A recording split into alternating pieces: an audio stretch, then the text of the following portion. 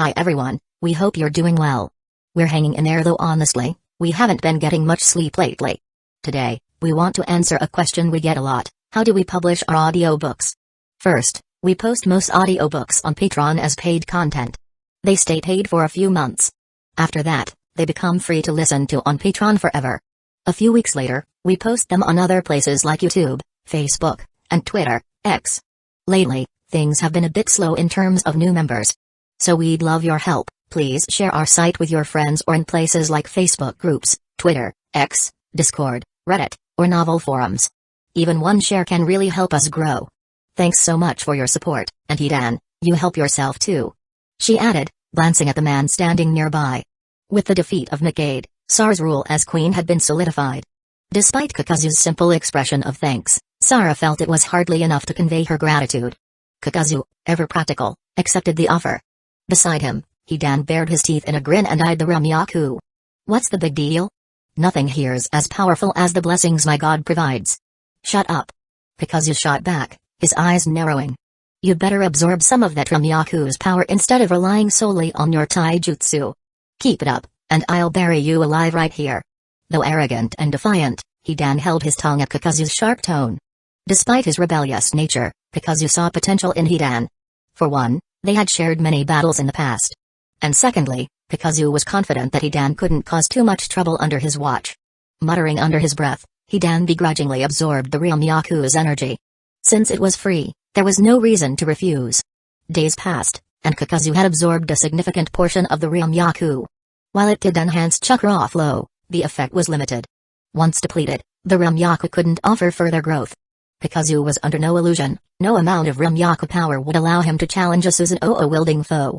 It was a useful supplement, but true strength had to be earned through his own means. On the final night before their departure, there was a knock at Kakuzu's door. When he opened it, Sara stood outside. The moonlight highlighted her flushed cheeks, and her light attire did little to block the night's chill. Kakuzu said nothing, stepping aside to let her in. Kakuzu? Sara began, if not for you, my people would have fallen under the rule of that tyrant, Anrakuzen. You saved us all. From the outside, Kakuzu's strength made it seem like dealing with Anrakuzen was a trivial matter. But for Sara, it had been a near impossible battle. To her, Kakuzu was nothing short of a savior. Kakuzu stood, meeting her gaze. He gently lifted her chin with a finger. And how do you plan to thank me? Sara's face turned an even deeper shade of red at Kakuzu's bold move. Without another word, Kakuzu scooped her into a princess carry. With a snap of his fingers, the room's lights went out. The next morning, Kakuzu quietly adjusted the blanket over Sara and stepped out of the room without a sound. He wasn't part of this world and couldn't stay. At the meeting point, Hidan was already there, sitting cross-legged with an impatient scowl. Kakuzu, what the hell took you so long? I spent all night communing with Lord Jashin, and even that didn't take this long. Shut it. Unless you want to be stuck here forever, keep your mouth shut. Kakuzu's gaze turned skyward. Leaving Murin was simple, it was just another alternate space-time, after all. Using space-time ninjutsu was the key. Like the little blonde brat in the movie, mastering the Flying Thunder God technique would allow for a quick exit. Although Kakuzu hadn't fully mastered the technique, he had another space-time jutsu, Edo Tensei.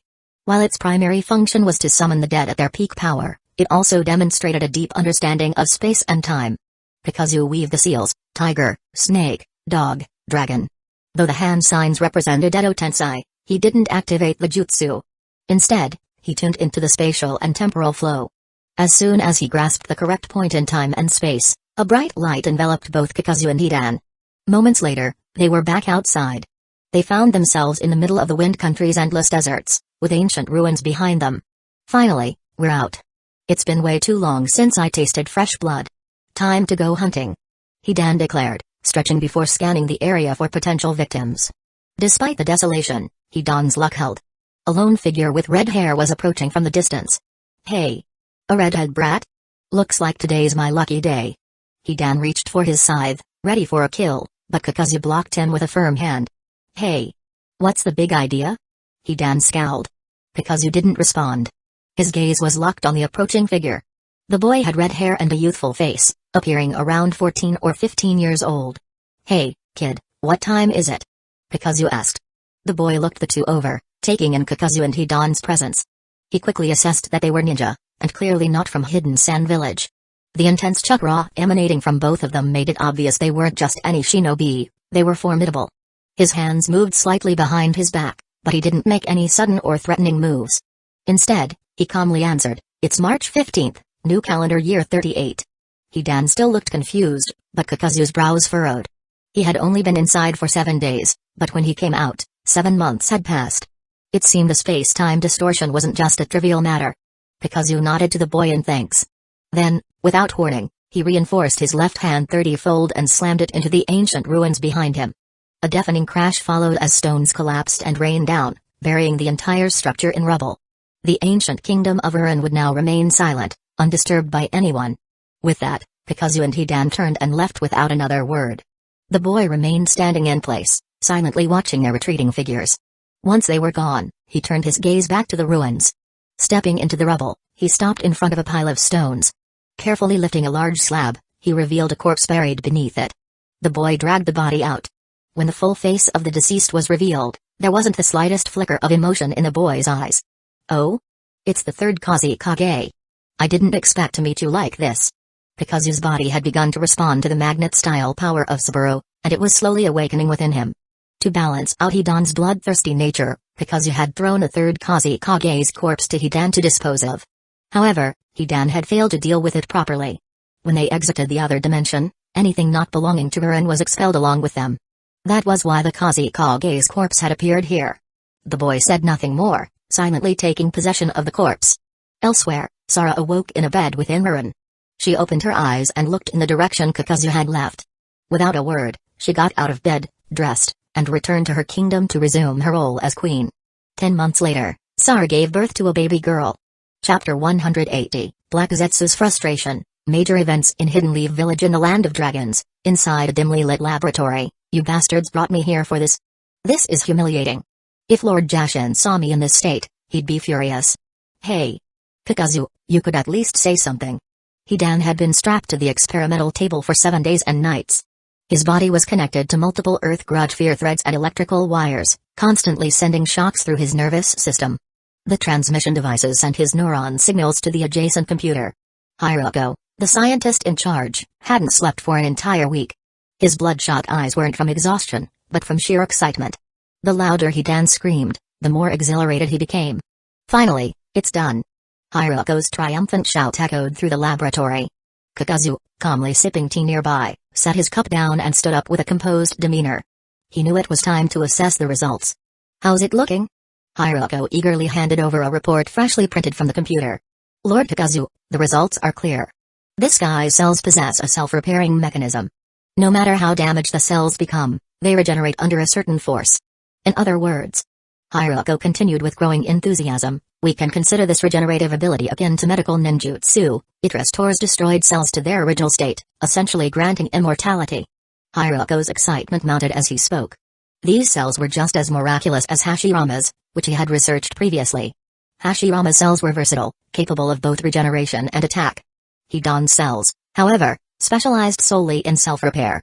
No matter how grave the damage, they would always restore themselves. This is the secret behind Hidan's immortality. Hiroko concluded. Kakuzu's gaze sharpened. Immortality. Can these cells be mass-produced? I've started developing them from embryonic cells. If all goes well, it should be possible. Hiroko responded, though there was a hint of uncertainty in his voice. Kakuzu stroked his chin thoughtfully. What if the cells lose their vitality after being separated from Hidan? Or worse, what if they refuse to integrate into other hosts? That.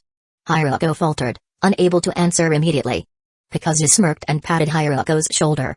"No problem. We still have Hashirama cells to suppress them." "That's it." Hiroko's eyes lit up with realization, his right fist striking his left palm. Immersed in his experiments, he'd nearly forgotten the fundamentals Kakuzu had taught him. In this world, there was nothing Hashirama cells couldn't overcome. If Hidan's cells were uncooperative, they could simply use Hashirama cells to force submission. The thought of injecting life energy into Hidan's cells excited Hiroko immensely. He was confident they could be claimed and controlled.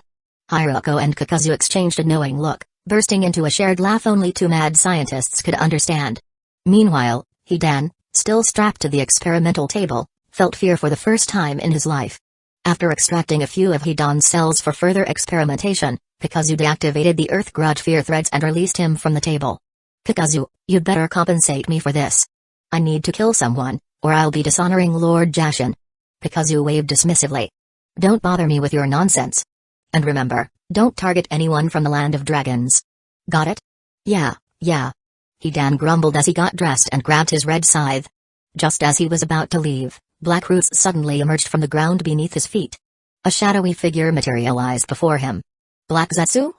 Hidan instinctively jumped back, swinging his scythe at the dark intruder. The blade sliced through Black Zetsu's body, but not a drop of blood was shed. Instead, his black, goo-like form simply began regenerating, restoring itself to its original shape.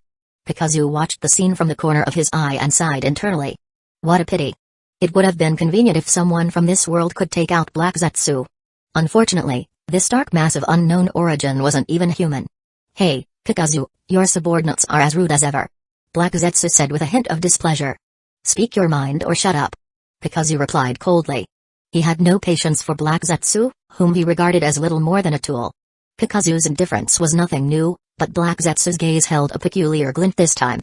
Looks like your experiment is almost complete. Black Zetsu remarked. Seems that way. What, not happy for me? Kakuzu's smile was mocking.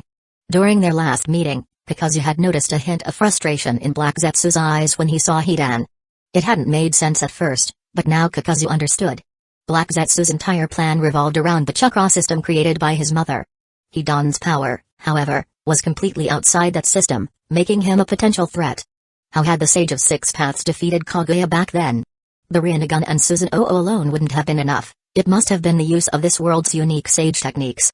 Meanwhile, Kakuzu had already started researching Hidan's immortal body. If Kakuzu succeeded, it would only introduce another unstable element to the equation. Black Zetsu sighed internally. As expected, the scientists of this world weren't so easy to control. Why so quiet? Didn't bring me any news about Madara Uchiha this time? Kakuzu asked, his tone flat. Black Zetsu stayed silent for a couple of seconds. When he finally raised his head again, his dark, expressionless face showed no hint of change. Hey. I'm sure you've already guessed much about Madara's situation, Kakuzu. I won't bore you with unnecessary details. When the time is right, you meet him. With that, Black Zetsu's body slowly sank into the ground, disappearing without a trace. Kakuzu didn't dwell on the ambiguous parting words. Black Zetsu's visit was just a minor interruption. Kakuzu returned to his experiments, enjoying the peace and luxury of life in the land of dragons. But that peace was shattered one day by the arrival of an unexpected visitor. Heisei Rokuno led a towering, white-haired man into Kakuzu's palace. Hey. I'm just passing through the land of dragons, hoping to gather material for my writing. No need for such a grand welcome, let me off easy, alright? Ha ha ha. The burly man's booming voice was carefree and bold, but Heisei Rokuno wasn't about to let his guard down. This man had a powerful chakra presence and a strange, unpredictable behavior. More importantly, he was one of the legendary three, Jiraiya. The circumstances of Jiraiya's capture were, in truth, rather ridiculous. He had been caught peeping at the women's bathhouse and was reported to the local patrol by a laundry woman. Heisei Rokuno found Jiraiya and brought him to the palace without further incident. They stopped just before Kakuzu's throne, and Heisei Rokuno announced, Lord Kakuzu, I've brought Jiraiya. You may go. Kakuzu nodded, dismissing him with a wave. Now, only Kakuzu, Jiraiya, and Kakuzu's private secretary, Ni, remained in the vast palace. Time had passed, but Jiraiya was still the same boisterous man Kakuzu remembered. The once young boy had grown into a sturdy adult. Haha. Long time no see, Kakuzu-san. Jiraiya greeted him enthusiastically. Kakuzu responded with a small smile but made it clear that business came first. He wasn't like Hiruzen and Saratobi, who let his students spend the rules. Kakuzu held out his hand. Pay the fine. 10 million. Otherwise, you're not leaving. What? Jiraiya froze, dumbfounded. Kakuzu-san, come on now. I was just gathering some necessary research material. What law says I have to pay 10 million for that? Kakuzu's eyes narrowed slightly at Jiraiya's attempt to argue. Law? In the land of dragons, my law is the only law. Well, little Jiraiya. Do you have anything else to say? Faced with Kakuzu's iron-fisted authority, Jiraiya turned to stone. Despite his fame as a renowned author in the shinobi world, he was perpetually broke. He regularly had to pay down debts for a certain woman, and 10 million was no small amount. If he paid, he'd have nothing left for breakfast with a certain princess. Frantically waving his hands, Jiraiya racked his brain for a way out. Kakuzu-san, This concerns confidential Leaf Village matters. I'll need your help this time. A few days later, in Hidden Leaf Village, the once revered Hatake clan residents stood silent and shuddered. Wilting flowers around the entrance seemed to reflect the slow decline of this ancient family. Passers-by whispered cruel remarks and, in some cases, spat at the gate. Inside, Tsukumo Hatake knelt on the floor. He stared ahead for a long time before withdrawing his gaze and turning to Kakashi, his son. He gently stroked Kakashi's soft white hair. Kakashi, bring me our clan's sword manual. Father. 8-year-old Kakashi didn't understand why his father wanted the manual now, but his instincts told him something was wrong. Tsukumo Hatake gave a small, weary smile and said nothing. Kakashi could only nod and head to another room to search. Once Kakashi was gone, Tsukumo exhaled and pulled out a pristine dagger. The blade's polished surface reflected his bitter smile. He raised a dagger, prepared to stab it into his abdomen. Coward. The word cut through the air like a blade. Who's there? Tsukumo instantly reversed his grip on the dagger and rose to his feet, scanning the room with wary eyes. He finally sensed a presence on the roof. Without a second thought, Tsukumo leaped up, and froze when he saw Kakuzu. Kakuzu stood with his back to Tsukumo, dismissively waving a hand. Don't worry about me. Just focus on your own affairs and end your sinful, pathetic life. Kakuzu-sama, Tsukumo Hatake started, but Kakuzu was clearly running out of patience. Don't tell me I once led you. Kakuzu interrupted coldly. Choosing suicide to avoid life setbacks, you've already forfeited your right to live. If I'm not mistaken, Kakashi's mother passed away from illness a few years ago, didn't she? You left your son behind to struggle alone in this world. Your life will be etched in the history of the ninja world as a disgrace. Go ahead, you fool who doesn't understand the value of life. Kakuzu's harsh words landed like hammer blows. Tears streamed down Tsukumo's face, his knees buckling as he collapsed to the ground. For days, no one had listened to his explanations. All he had faced were endless curses and accusations. Fear and unease gripped him in a way he'd never known before. Now, at this critical point in his life, he was about to make the most irrational decision possible. Kakuzu-sama, what should I do now? Tsukumo asked through choked sobs, his hands braced against the ground. Kakuzu turned slowly, looking down at the pitiful sight of Tsukumo. Perhaps Tsukumo had made a grave mistake in this recent mission. But so what? Would his past glory and countless contributions to Hidden Leaf Village be dismissed so easily? The storm of public anger was undeniable. Yet, as the leading shinobi of the Land of Fire's Hidden Leaf Village, offering even a single word of fairness at this moment could have changed the entire outcome. Of course, Kakuzu didn't say any of this. The times demanded thinking that fit the era. Instead, he left Tsukumo with one final piece of advice: remember. However you lost, that's how you'll win it back. 3 days later, Kakuzu and Tsukumo Hatake, now clad in full battle gear, charged out of Hidden Leaf Village without informing anyone. Kakuzu-sama, will this really resolve everything? Tsukumo asked, glancing nervously at his companion. Kakuzu shot him a sideways look. By now, Tsukumo had already recounted the entire incident multiple times. Tsukumo's team had been sent on a mission. Not only did they fail, but they triggered a huge diplomatic crisis. One of Tsukumo's comrades, already gravely injured, knew he wouldn't survive and begged Tsukumo to kill him. Yet Tsukumo couldn't bring himself to do it and tried to save him instead. However, disaster struck during the retreat. They were spotted. Their pursuers included not only shinobi from the Land of Water but also from the Land of Lightning. The incident had already sparked a diplomatic crisis involving 2 major nations. One misstep, and a third great ninja war could break out with Hidden Leaf Village caught in the middle. Hidden Leaf Village was now completely on the defensive. Chapter 181, The Appearance of Matatabi. In the dense forest of the Land of the Moon, a group of Hidden Cloud's village shinobi draped in black cloaks slowly advanced through the thicket. They soon came face to face with Kakashi Hatake, who shifted his gaze to the man leading the group, a member of the Yatsuki clan from Hidden Cloud's village, named Yatsuki Akira. He was the key figure in today's negotiation with Tsukumo. Yatsuki Akira, hand over what I asked for. It's crucial to me. Tsukumo said, his tone steady but serious. Yatsuki Akira's lips curled into a sly smile. He spread his fingers to reveal a scroll in his hand. Is this what you're looking for? Yes. I need it returned to me. Tsukumo replied without hesitation. The scroll bore the unmistakable symbol of Hidden Leaf Village. There was no doubt that it belonged to Tsukumo. However, just because Tsukumo was here didn't mean he could claim it. Yatsuki Akira's expression darkened with amusement. The Land of the Moon isn't officially part of the Land of Lightning, but it is one of our vassal states. You Hidden Leaf Village shinobi trespassed here. That's your problem. Now that we've intercepted Hidden Leaf Village's classified information, you want it back? How absurd. Tsukumo listened in silence, waiting for Yatsuki Akira's final demand. Seeing Tsukumo's calm demeanor, Akira's smugness deepened. You should know, this scroll gives us leverage to pressure Hidden Leaf Village. Do you really think I'll hand it over so easily? Akira made no attempt to hide his true intentions. Tsukumo took a moment before responding. The Land of the Moon isn't under the Land of Lightning's jurisdiction. I didn't step foot into your territory or provoke you. Besides, we're both shinobi. Sending spies to gather information is a standard practice. There's no need to cling to this so stubbornly. And let's not forget Hidden Leaf Village has done plenty for Hidden Cloud's village. You wouldn't have gotten your loans approved without Hidden Leaf Village's help. Is there really a need for this hostility? Tsukumo's voice remained level, but his words carried weight, both personal and political. The logic in his argument left Yatsuki Akira and his men exchanging uneasy glances. They had no solid rebuttal. After all, Hidden Cloud's village's shinobi were known for their physical prowess, not their diplomacy. Yatsuki Akira's expression turned even grimmer. He couldn't outtalk Tsukumo, but there was no way he'd hand over the scroll without a fight. Humphrey. Kakashi Hatake, no matter how much you reason, you won't get this scroll.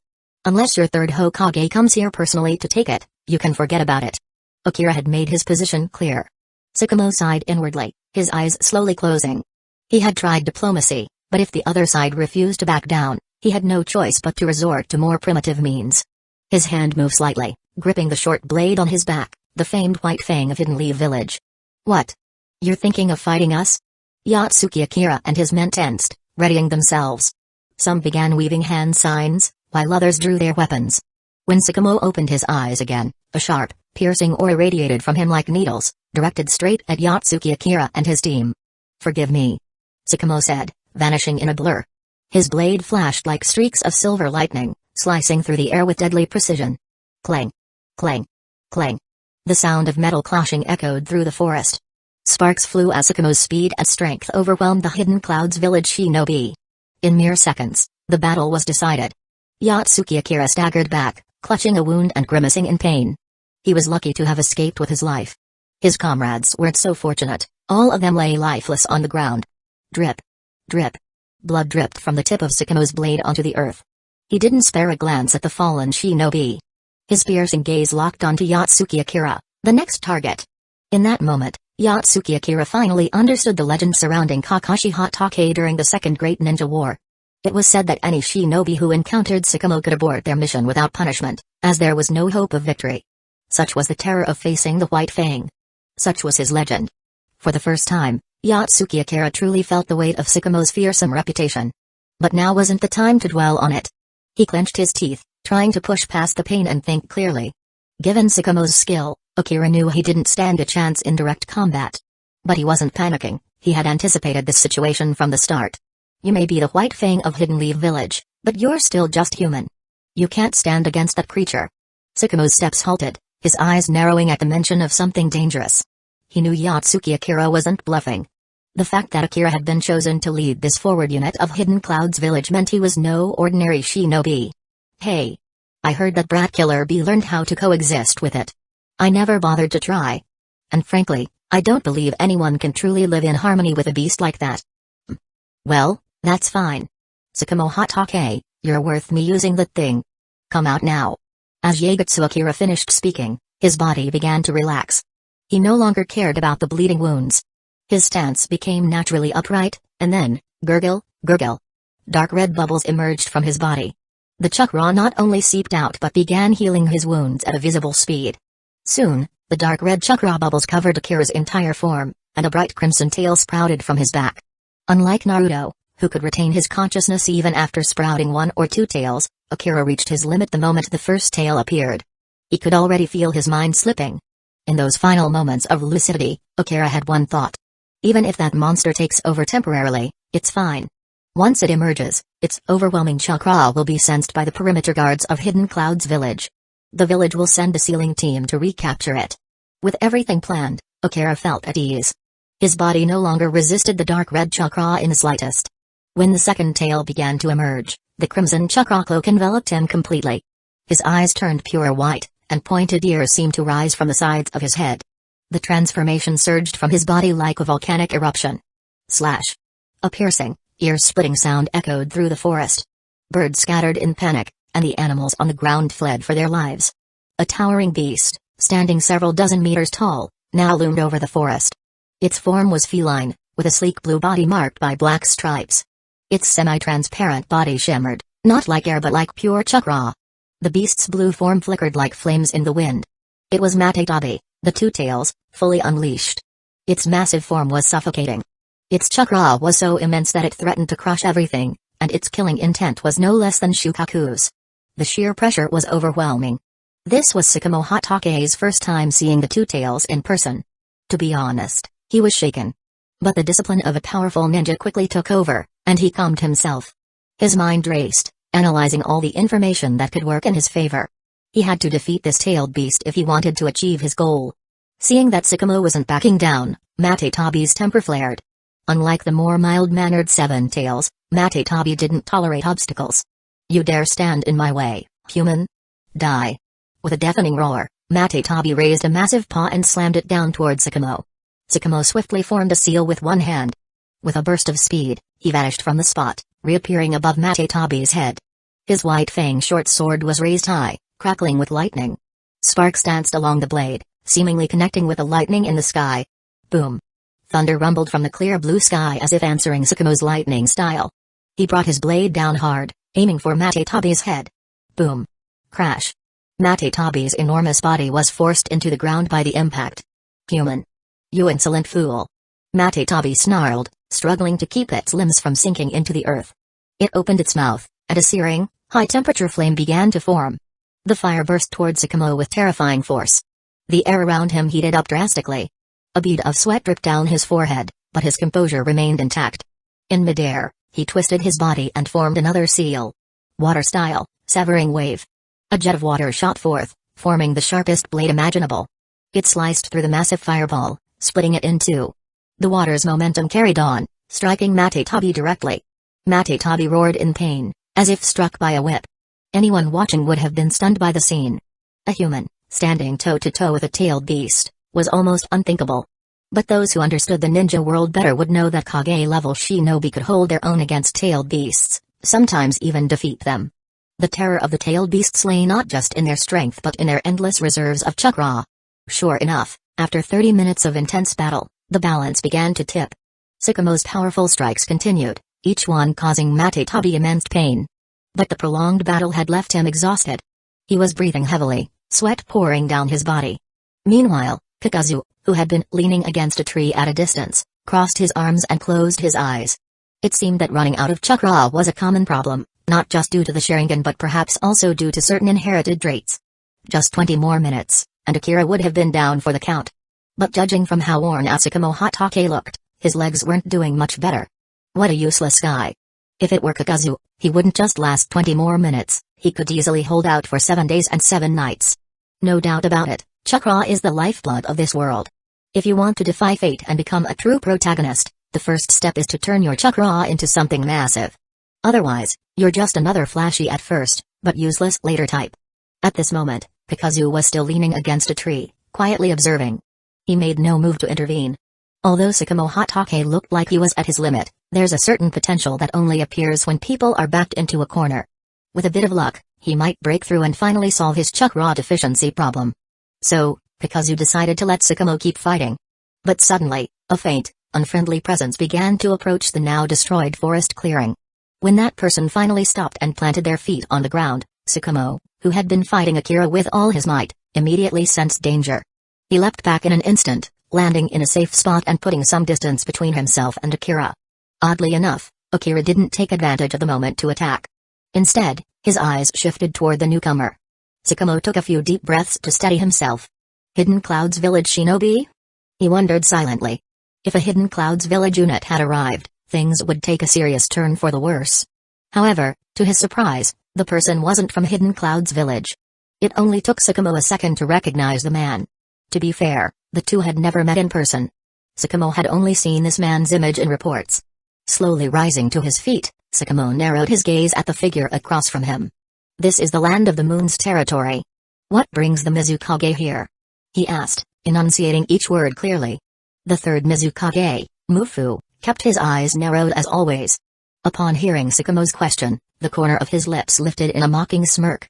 A discarded pawn of Hidden Leaf Village. I never expected you'd have the nerve to come back. Those words hit Sakamo like a bolt of lightning. He stepped forward, his burning gaze locked onto Mufu. Third Mizukage, how do you know that intel? And your presence here, this can't be a coincidence. Chapter 182, Two-Tailed Beasts, Madara Uchiha returns. Third Mizukage, neither the Hatake clan nor Hidden Leaf Village have any grudges against you. Why are you interfering in this matter? Humphrey, just a mere abandoned pawn. Why should I bother explaining myself to you? The third Mizukage's arrogant and dismissive words made Sakamo Hatake frown deeply. Gripping his blade tightly, he took a light step forward. Just as he was about to launch forward like an arrow leaving the bowstring, his wrist was firmly grabbed by another hand. Beside him, Kakuzu had appeared. Step back for now. You should focus on figuring out how to compensate for your clan's lack of chakra. With a wave of his hand, Kakuzu signaled Sakamo to withdraw. This battlefield was no longer suitable for him. Sakamo, without protest, silently retreated. Kakuzu turned his gaze toward Mufu. Third Mizukage, what a shame.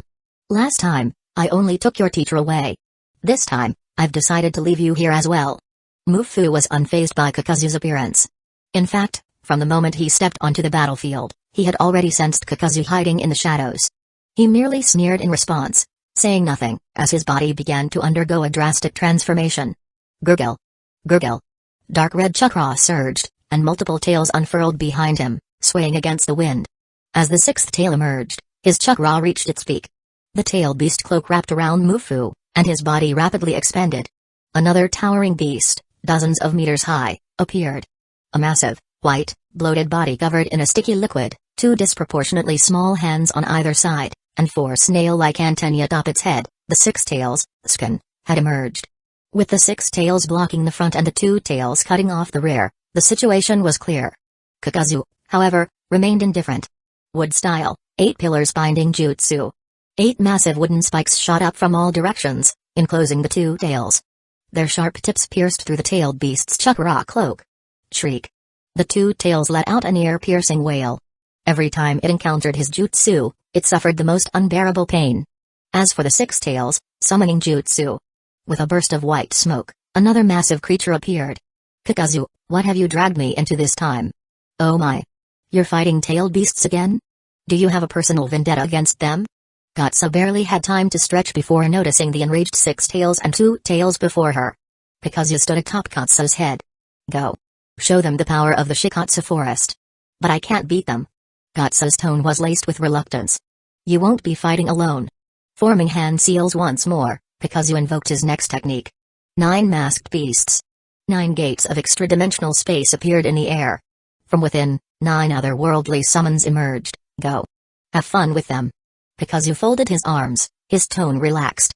He had yet to reach the level of a true god, but dealing with a few tailed beasts was still effortless. Minutes later, dark markings appeared around Kakuzu's eyes. Sage Art. This was the core power of Shikatsu Forest's Sage Mode. A stronger physique was necessary to wield more powerful jutsu. Kakuzu grabbed the two tails' massive paw and exerted a force beyond comprehension. Snap. The enormous fangs of the two tails were wrenched from its mouth. Shriek. The two tails, Matatabi, let out a sky-piercing cry, its body trembling in agony. The giant fangs in Kakuzu's hands still carried traces of lingering flames, which soon extinguished completely. The two tails' genetic material, acquired. Sealing the massive cat's fangs into a scroll, Kakuzu glanced up and noticed the two tails rapidly shrinking, retreating back into its Jinchuriki's body. Dark red chakra flickered briefly on Yatsuki Akira's unconscious form before fading away entirely. This might have been the most terrifying experience the two tails had endured, only comparable to those two men from the past. In such moments, hiding within its Jinchuriki's body was the safest option. Kakuzu said nothing, walking over to the unconscious Yatsuki Akira. Without hesitation, he kicked his body towards Sakamo. Capture him. He'll be useful later. Kakuzu then slowly turned to face the still battling six tails. Unlike the two tails, the six tails was like a shell-less slug. Its body was bloated and covered in mucus, giving it an exceptionally high level of defense. The sticky outer layer further enhanced its durability, making it even harder to damage. Fighting the six tails was often a prolonged battle of endurance. But for Kakuzu, it was hardly an issue. Leaping onto the six tails' head, he eyed its four antennae. His right hand hardened, and atop his fist, a distinct protrusion, one resembling the horn of the five tails, began to form. Your power. I'll be taking it. Thud. With a single punch, the tentacle burst apart in a spray of fluids. The severed appendage dropped to the ground. Kakuzu was ready to throw another couple of punches, but the six tails had already begun to retreat. It twisted its smooth, serpentine body and, with increased speed, dove back into its Jinchuriki. However, something unexpected happened at that moment. The third Mizukage, Mufu, still cloaked in his dark red chakra, had yet to fully revert to normal, yet he forcibly opened his eyes. Without saying a word, he took a sudden step forward and bolted into the distance. Seeing this, Kakuzu furrowed his brows. Unless one was a perfect Jinchuriki, controlling the form and withdrawal of a tailed beast was nearly impossible.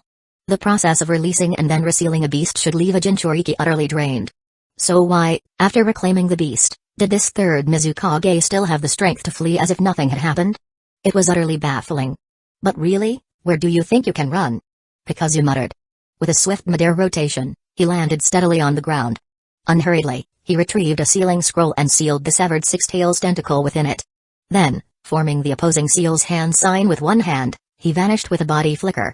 A few minutes later, over the vast ocean, the unavoidable route leading to the land of water, Mufu finally came to a halt.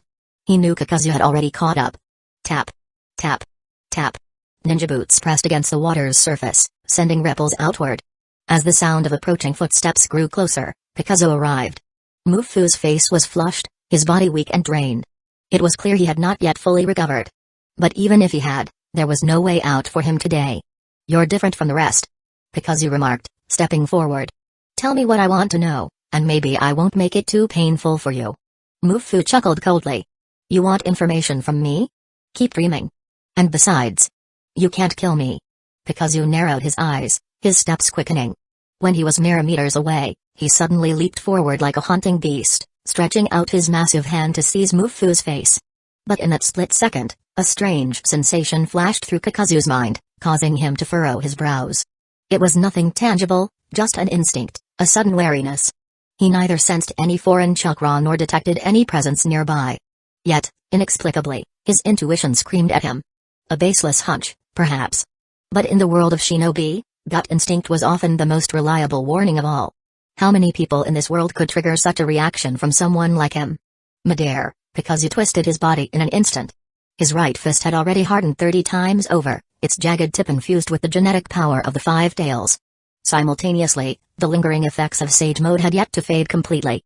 Tailed Beast Power, KK Genkai, Sage Mode, all combined into a single earth-shattering punch. Even the strongest shinobi in the world would not walk away unscathed. Yet, what happened next was beyond all expectations. Kakuzu's fist passed straight through the figure before him as though striking empty air. Still in midair, Kakuzu turned his head, catching a clear glimpse of the person just as a surge of mental energy flooded his mind. Upon landing on the water's surface, he clenched his fists, his bones cracking as he forcibly erased the foreign presence from his thoughts. Then, looking back, he saw Mufu sprinting away at full speed, rapidly disappearing into the distance. Kakuzu did not bother to give chase. The third Mizukage? He was insignificant. If needed, Kakuzu could always capture him later. But the figure standing before him now, that was someone truly rare. A slightly hunched frame, dry and withered hair, skeletal hands clutching a cane. Yet, the spiky hair, the chiseled features, and, most importantly, those deeply unforgettable eyes. There was no mistake. Madara Uchiha. As for why Madara's body had been able to pass through Kakuzu's attack, the reason was simple. He wasn't physically here. His entire figure, shimmering in a haze of colors, was nothing more than a projection. I never would have thought that a mere insect from the past would evolve to this extent. Madara's voice, now tinged with age and exhaustion, lacked its former vigor. It was the sound of a man approaching the twilight of his years. Kakuzu, however, was not surprised in the slightest.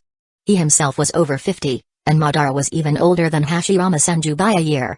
That meant he was already in his late 60s. So, you've taken control of the third Mizukage. What exactly are you planning? The moment the question left Kakuzu's lips, he suddenly felt foolish. Because he had just remembered the events of the original timeline. The reason Obito had fallen into darkness was because of Nohara Rin. And the reason Rin had died? Ultimately, it all traced back to the hidden mist. Those mist shinobi had foolishly implanted the three tails into Rin, then intended to send her back to Hidden Leaf Village as a living bomb. This might seem like a loss for Hidden Leaf Village, but if you think about it carefully, Isn't this just handing them a tailed beast for free? Think about it, back in the day, the first Mizukage fought tooth and nail at the negotiation table to secure the 3 tails. And now, these later generations are just giving it back to Hidden Leaf Village. This is nothing but a foolish move, sacrificing 1,000 of their own just to harm the enemy by 800. But why did the 3rd Mizukage give such a ridiculous order? If he wasn't just plain brain dead, then the only explanation that makes sense is that he was being controlled. Everything that happened was a carefully laid trap, orchestrated by Obito Uchiha. And a setup like this? Only someone like Madara Uchiha could have pulled it off. It seemed Madara had taken control of Hidden Mist Village's Mizukage long before Obito even entered the picture. Obito was merely building upon the foundation Madara had already laid, adding a few finishing touches of his own. In a way, your abilities do make you nearly immortal. Kakuzu remarked, raising an eyebrow. What's laughable is that fool, Senju Tobirama, actually let you stay by his side back then. Kakuzu found it absurd, this guy could drag Senju Tobirama into things even after his death. Was he really that unwilling to let the man rest? Clearing his throat, Kakuzu changed the subject. I imagine the wounds left by the first Hokage weren't exactly minor, were they? The infamous Shura of the shinobi world now reduced to licking his wounds in the shadows. His meaning was clear, if Madara still had any fight left in him, then why not show himself? Such a crude attempt to provoke me. Madara scoffed. But it seems your knowledge of me is sufficient. Perhaps we share a common goal. With that, Madara extended a hand. Come, let me show you the beauty of my world. Kakuzu silently nodded to himself. Decades of lurking in the darkness had clearly changed Madara. He wasn't just a brute relying on his fists anymore, he'd learned the art of manipulation. Madara, have you ever considered the possibility that everything we're doing is being orchestrated by someone else? That you and I might just be pieces on someone's chessboard? He didn't say it outright, but not because he feared Black Zetsu might be eavesdropping. No, the real reason was simple, if he laid it all out too clearly, Madara's arrogance might cause him to dismiss the idea outright. But leaving a little ambiguity? That might just make him think. Even through the blurred projection, Kakuzu could see a faint change in Madara's expression when he heard those words. It was subtle, but it was there. However, just as quickly, Madara buried any trace of emotion. I almost want to acknowledge you. Madara mused, but I don't know if you're capable of entertaining me. Entertain you? Kakuzu chuckled, but his expression suddenly darkened. Madara, how about I take a little trip to Hidden Mist Village? Madara laughed. You're welcome to try. Chapter 183, Battle Black Zetsu must have adjusted his battle strategy, otherwise, he wouldn't have deliberately led Madara Uchiha to meet him. Madara's Sharingan was still intact, and he had even awakened the Rinnegan. However, Kakuzu wasn't the least bit intimidated. Madara, stop putting on an act. If you really have the power, then show it here and now. You could even start the 3rd Great Ninja War if you want. Oh? A mere insect from the past, yet today you dare to speak to me in such a confident tone. The spectre-like projection of Madara Uchiha curved his lips into a faint smile. Why don't you take a look at Reborn Village first? Then you'll understand. Hearing these words, Kakuzu frowned. Inside Reborn Village, water-style, great flood surge. A torrential wave surged forth from flat ground, engulfing the entire village in an instant. The raging water crashed through houses, swept away villagers, and left behind utter devastation. As the water gradually receded, 7 figures emerged from the lingering mist. The one standing furthest to the left was a towering man, nearly 1.9 meters tall, carrying a massive blade, the decapitating cleaver. He was none other than the infamous swordsman who would later be known for slicing through tailed beast bombs, Biwajazo. Next to him stood a man with reddish-brown hair, carrying the shark-skin-covered Seimata, Suikazen Fuki. Behind him stood the remaining members, Kuraiara Kashimaru, Jina Nakebino, Munashi Jinpachi, Ringo Amiri, and Hazuki Mainjutsu. Together, they were known as the 7 Ninja Swordsmen of the Mist. Hey, it's been a while since we last took on a mission outside. This time, I'll let my decapitating cleaver drink its fill of fresh blood. Brothers, slaughter the entire village. Biwajazo grinned, his sharp teeth quivering with anticipation, his eyes bloodshot with excitement. Bloodshed and slaughter, these were what he lived for. Understood. The other 6 grinned wickedly.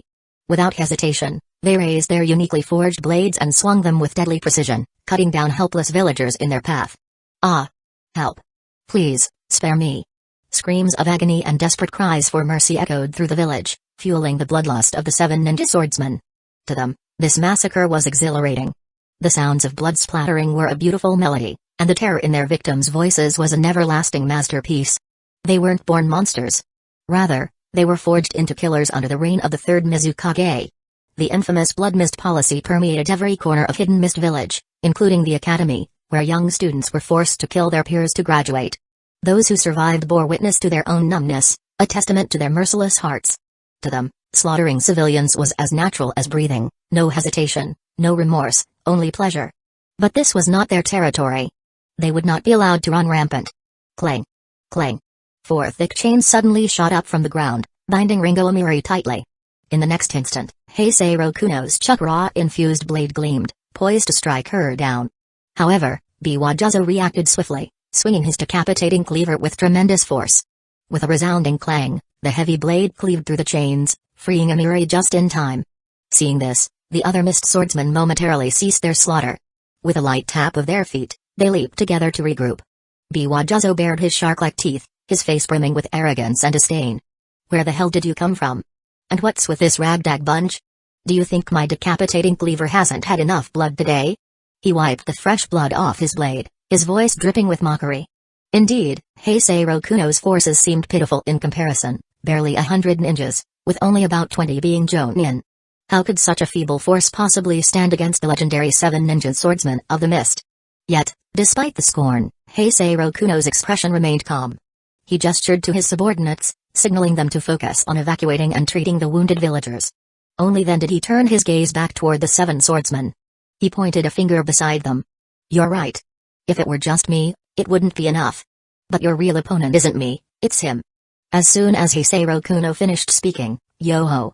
A shadow descended from above, landing right beside the 7 ninja swordsmen. Hidan swung his enormous triple-bladed scythe in a wide arc, aiming straight at them with terrifying speed. Reacting instantly, the swordsmen dispersed in different directions, just as the scythe smashed into the ground, leaving a massive crater where they had stood moments before. Hey, so many people here today. And Kakuzu isn't even around. That means I don't have to hold back. Looks like I'll have a grand slaughter in honor of Jashin-sama. Ha ha ha ha. Hidan's manic laughter echoed through the battlefield. He lifted his scythe and licked its blade with his crimson tongue, his expression disturbingly ecstatic. Among the 7 ninja swordsmen, the lone female member, Ringo Amiri, furrowed her brows in disgust. Where the hell did this freak come from? So gross. Huh? Hidan's eyes immediately locked onto her. Did you just call me gross? Do you have any idea who I am? I'm the #1 disciple of Jashin-sama. You're the first one I'll sacrifice. Hidan let out a furious roar, dragging his massive scythe across the ground and carving a deep trench as he charged at Ringo Amiri with incredible speed. Seeing this, Ringo Amiri wasn't about to hold back. Her thunder blades crackled with intense arcs of lightning as she launched a fierce counterattack against Hidan. In an instant, the two clashed. Lightning jutted across Hidan's body continuously, making him scream in pain. Yet despite his howls, there wasn't any visible damage. Biwajuzo glanced over and immediately sensed that Hidan was no ordinary opponent. His gaze shifted to the side. "Mainjutsu, stop standing around.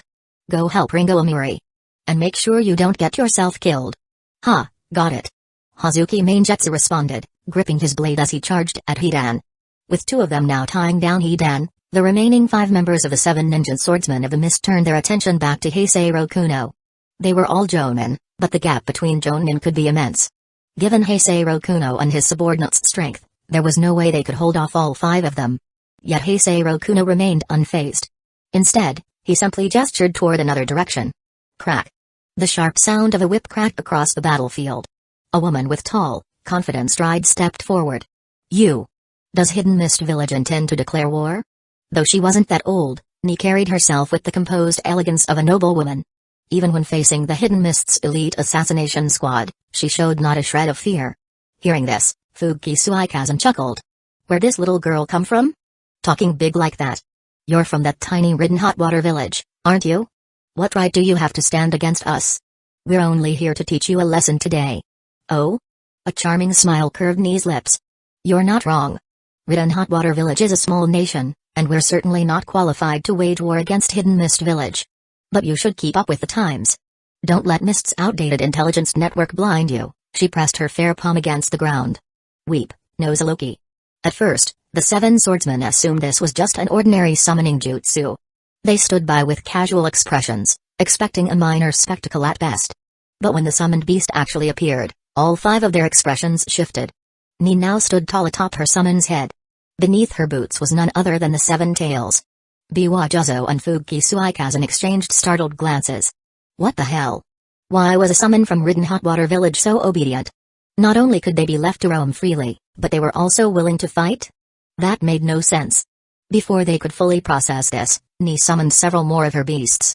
In an instant, massive summoned creatures filled the entire entrance of Ridden Hotwater Village. What I meant earlier, Ni said, her whip pointing forward with an air of absolute dominance, is that while Ridden Hotwater Village may not be able to challenge Hidden Mist Village head-on, taking down a few of you today won't be a problem. At that moment, the Seven Tails opened its maw, a tailed beast bomb forming within it. As the colossal blast surged forward, Biwajuzo didn't hesitate. He hoisted his executioner's blade and charged straight into the attack. They had come looking for trouble with Ridden Hotwater Village. No matter what, they couldn't back down now. Even if it meant risking his life, he had to make this a battle worth remembering. You're insane. That thing will kill you. Meanwhile, far to the east, over the vast ocean of the ninja world, Kakuzu's expression remained unreadable as he listened to Madara Uchiha speak. It seems you've done your research on me. Kakuzu said. I admit, your plan caught me slightly off guard. But if you think that means you can take me down, you're sorely mistaken. Madara chuckled. He didn't bother to argue. Give it some thought. Maybe the two of us can work together. Kakuzu didn't even acknowledge the offer. He simply lifted a finger and pointed directly at the legendary shinobi of the Blood Mist. One question. Are we fighting or not? Madara didn't respond. His projection jutsu flickered in the air twice, then he vanished completely. Kakuzu said nothing more either. He simply turned and walked away. Before long, he reunited with Kakashi Hatake. Deep within Hidden Leaf Village. This place was once one of the most prosperous districts of the village.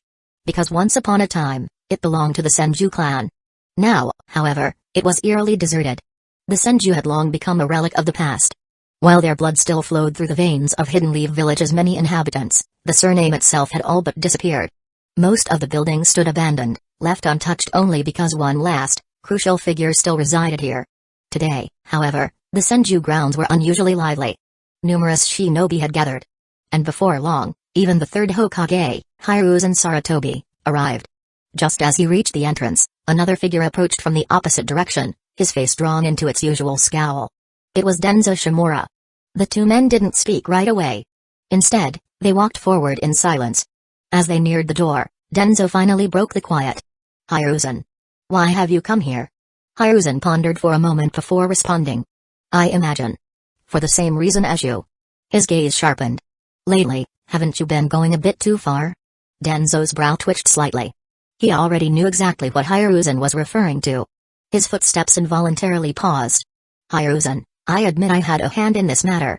That guy was becoming an increasing threat to Hidden Leaf Village, but you can't just push all the blame onto me. Can you really say this wasn't your doing? If you hadn't paved the way, I wouldn't have added fuel to the fire. Denzo, I've always taken a cautious stance on this. I never gave any orders for you to act. The way things turned out, most of it was driven by you. With just a few words, Sarutobi Hiruzen neatly washed his hands of all responsibility, which only aggravated Denzo further. Having known Hiruzen since childhood, Denzo understood his nature well. Sarutobi Hiruzen was the type who always appeared upright and honorable, embodying justice no matter what he said or did. Now, dumping all the blame squarely on him, Denzo, was enough to truly infuriate him. The two longtime comrades launched into a heated argument over the issue. In the end, Hiruzen, regret this. Denzo, I'll remember. Just as their ultimate verbal blows were about to land, the door in front of them suddenly swung open. A striking young girl, around 15 or 16, with vibrant red hair, stood at the entrance. Lord Hokage. And Lord Denzo, you're here too. Please, come inside. Grandmother has been waiting for quite some time. Realizing his momentary loss of composure, Sarutobi Hiruzen quickly cleared his throat and adjusted his demeanor before turning to the Kunoichi. Kushina, my apologies. I got caught up discussing something with Denzo on the way here and ended up delaying. Denzo, on the other hand, remained expressionless, his face dark and brooding. Normally, he wouldn't even bother responding. But in front of Uzumaki Kushina, he had to say something. We've made Lady Mido wait too long. That was not our intention. Let's head in. In Hidden Leaf Village, there was perhaps only one person who could command such obedience from both Sarutobi Hiruzen and Shimura Denzo. Uzumaki Mido. Ever since the first Hokage's death, Uzumaki Mido had largely withdrawn from public affairs. Instead, she dedicated herself to protecting Hashirama's legacy in her own way, watching over it from behind the scenes. Over the years, she had distanced herself from worldly matters, remaining within the Senju estate. By doing so, she not only entrusted power to the younger generation but also ensured the continued safekeeping of the Nine Tails, because even now, Uzumaki Mido was still its Jinchuriki. As time passed, both Sarutobi Hiruzen and Shimura Denzo had gradually pushed thoughts of Mido aside. But now, being summoned by her sent a chill down their spines. They dared not show any negligence and hurried over to see what she had to say. Chapter 184, Kakuzu and the Child of Prophecy. When Hiruzen Sarutobi stepped into the Senju estate and laid eyes on the elderly Uzumaki Mido, now in her 60s, he felt an impending sense of doom. The first question Mido asked him was, "What does Hokage mean? And what does Hidden Lee Village mean?" Hiruzen vividly recalled the origins of these names. The first Hokage had once said, "Madara, I want you to take over as the leader of the village. Since you're proficient in fire style, we shall call this position Hokage." Madara Uchiha had responded, "Hashirama, the first houses of Hidden Lee Village were created from your wood style. They formed the foundation of the village, so let's call it Hidden Lee Village." Yet over time, the meaning had been distorted into something else. Where the leaf stands, the fire burns eternal. The flames will continue to illuminate the village and nurture new leaves. Beads of sweat formed on Hiruzen's forehead. Could he really say this in front of Uzumaki Mido? He had a sinking feeling that today would be a socially catastrophic day for him. Deep within a dark cave. Boom. With a thunderous explosion, an iron fist burst through the ground, sending shattered rocks flying against the colossal demonic statue of the outer path, only to be deflected away. Kakuzu leaped forward, his target set on the massive statue. Sage Art. Steel-style secret jutsu. Activating three powerful forces at once, he soared through the air and delivered a devastating punch straight into the demonic statue's body. Rumble. Rumble. Dust billowed as the ground trembled. The demonic statue staggered backward under the impact. Kakuzu's eyes narrowed as he observed the retreating statue. Though this giant was technically the Ten Tails, it was merely an empty husk. Certain individuals with spatial abilities could potentially snap its neck, so Kakuzu was confident he could inflict serious damage. However, poof. With a massive cloud of smoke, the demonic statue suddenly vanished into thin air. Landing lightly, Kakuzu pressed one hand to the ground. What's this? Even the shinobi Shura is backing off? A slight smirk formed at the corner of his lips. There was only one person capable of reverse summoning the demonic statue at this moment, Madara Uchiha. After scanning his surroundings and confirming no immediate threats, Kakuzu relaxed slightly. He raised his fist, retracting the steel layer, and examined the tiny wood fragments clinging to his knuckles. Carefully, he collected the debris into a small pouch. This was his true purpose here. Kakuzu returned to Red Hot Water Village. Accompanying him was Kakashi Hatake. Tsukumo's arrival was informal. He bypassed all protocol, neither reporting to Hidden Leaf Village nor informing the Hokage. He had simply shown up as if it were the most natural thing in the world.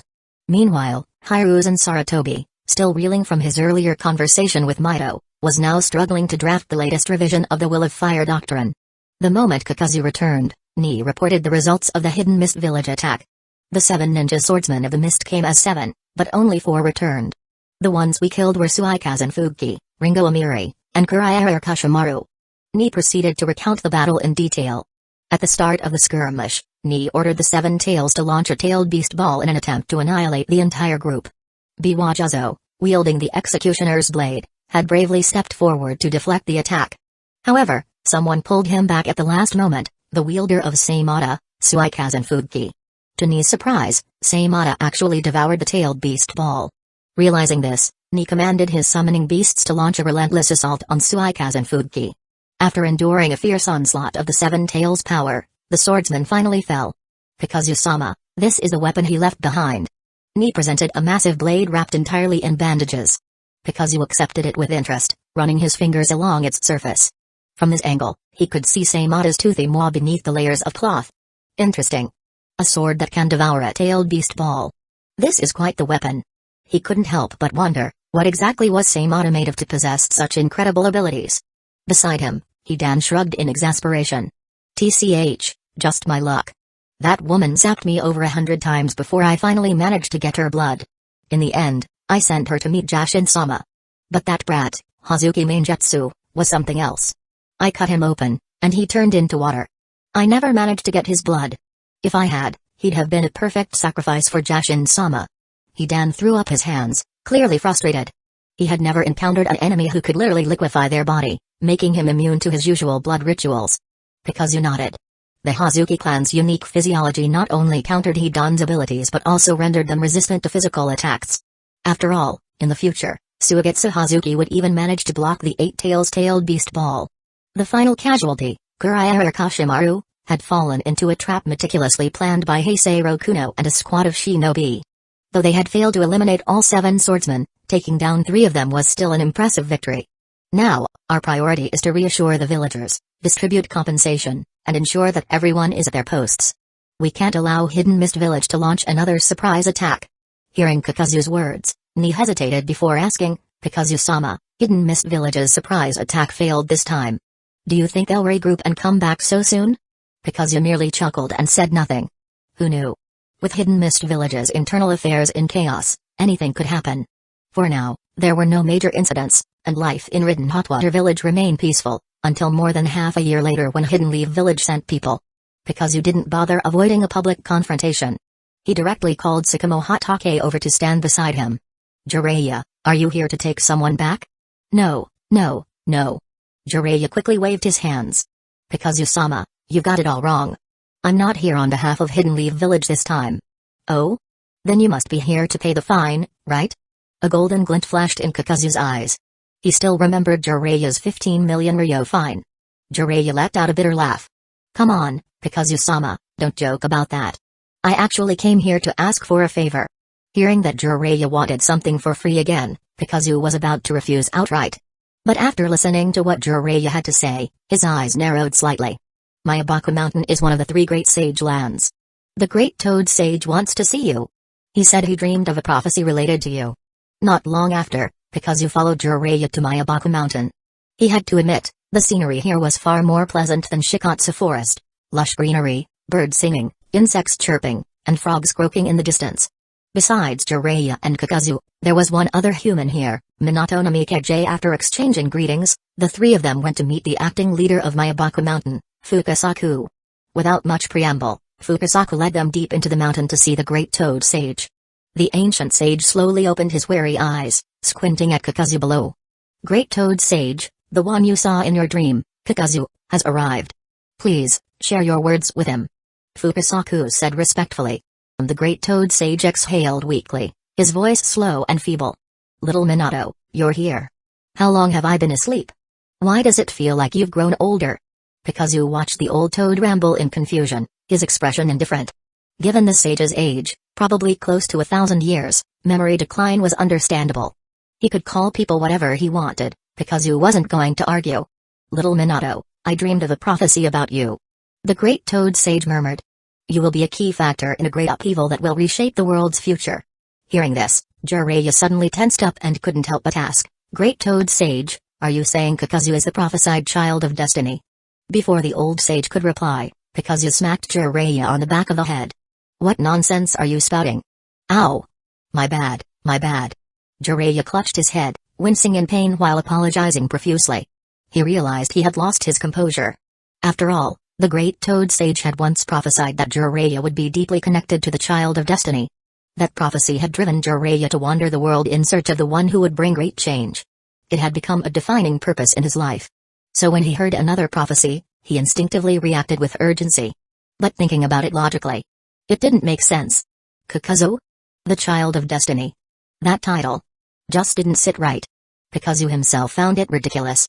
He was old enough to be a grandfather, and now they wanted to call him a child? What a joke. No. The great toad sage unexpectedly raised a trembling finger and waved it. My latest dream showed me. The world in the future seemed even darker. Against this darkness, the child of destiny continued to struggle forward. But this time, someone else stood in his way. That person was none other than little Minato. As soon as these words left the sage's mouth, Fukasaku, Jiraiya, and Minato Namikaze were all stunned. The implication was clear, Kakuzu would be the one standing in the way of the child of destiny. Seeing their expressions, Kakuzu remained utterly indifferent. Instead, he asked a different question. Great toad sage, tell me. Is everything this so-called child of destiny does necessarily right? The great toad sage fell silent. 1 minute passed. 2 minutes. 10 minutes. 30 minutes. Fukasaku rubbed his forehead awkwardly. Should we get him a blanket? At his age, falling asleep sitting up like this might make him catch a cold. With no other choice, Fukasaku leaped onto the great toad sage's shoulder and whispered into his ear. A few minutes later, the ancient toad finally snapped out of his daze. He glanced around in confusion before muttering a few words to Fukasaku. Then, as if suddenly remembering, he spoke again. Ah, yes. Little Jiraiya, you asked whether the Child of Destiny's actions are all correct, didn't you? To be honest, I don't know. All I can say is that he will bring change to the world. Whether that change is good or bad. The sage fell into thought again. Seeing this, Kakuzu immediately changed the topic, steering the conversation before the old toad drifted off once more.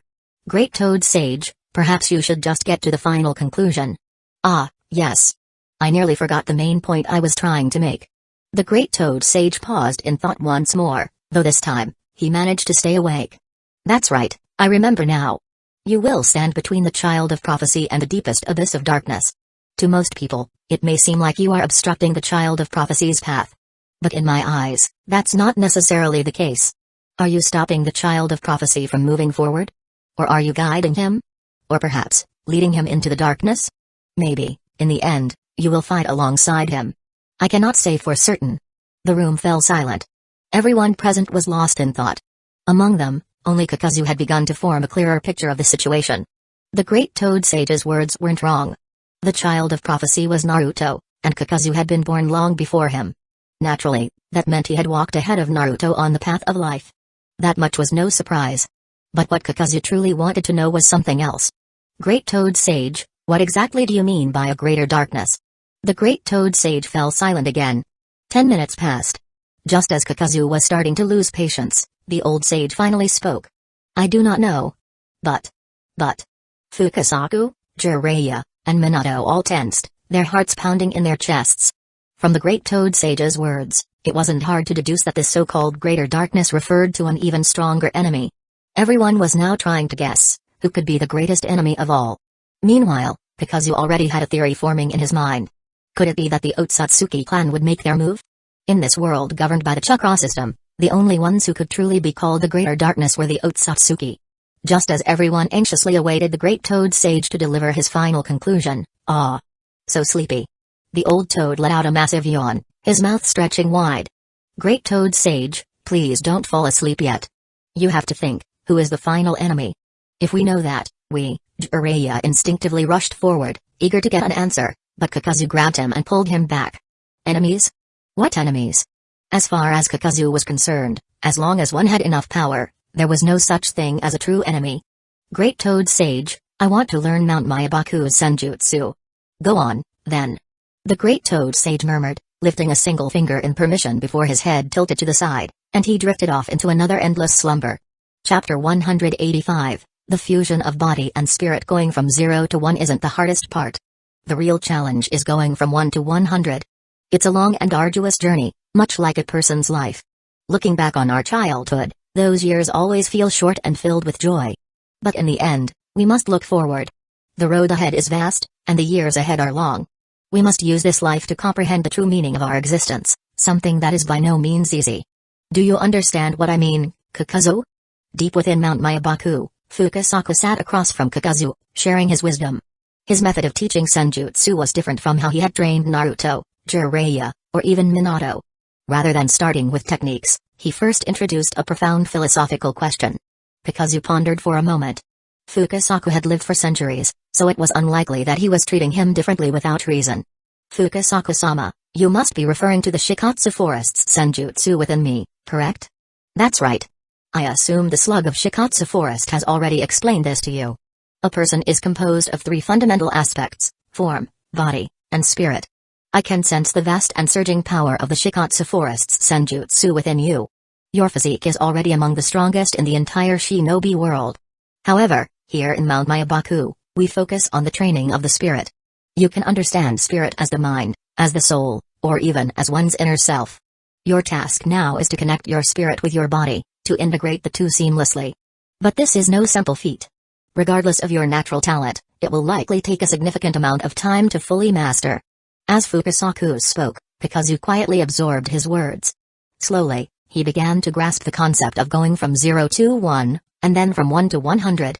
He visualized a human being as a circle, with 3 distinct colors representing form, body, and spirit.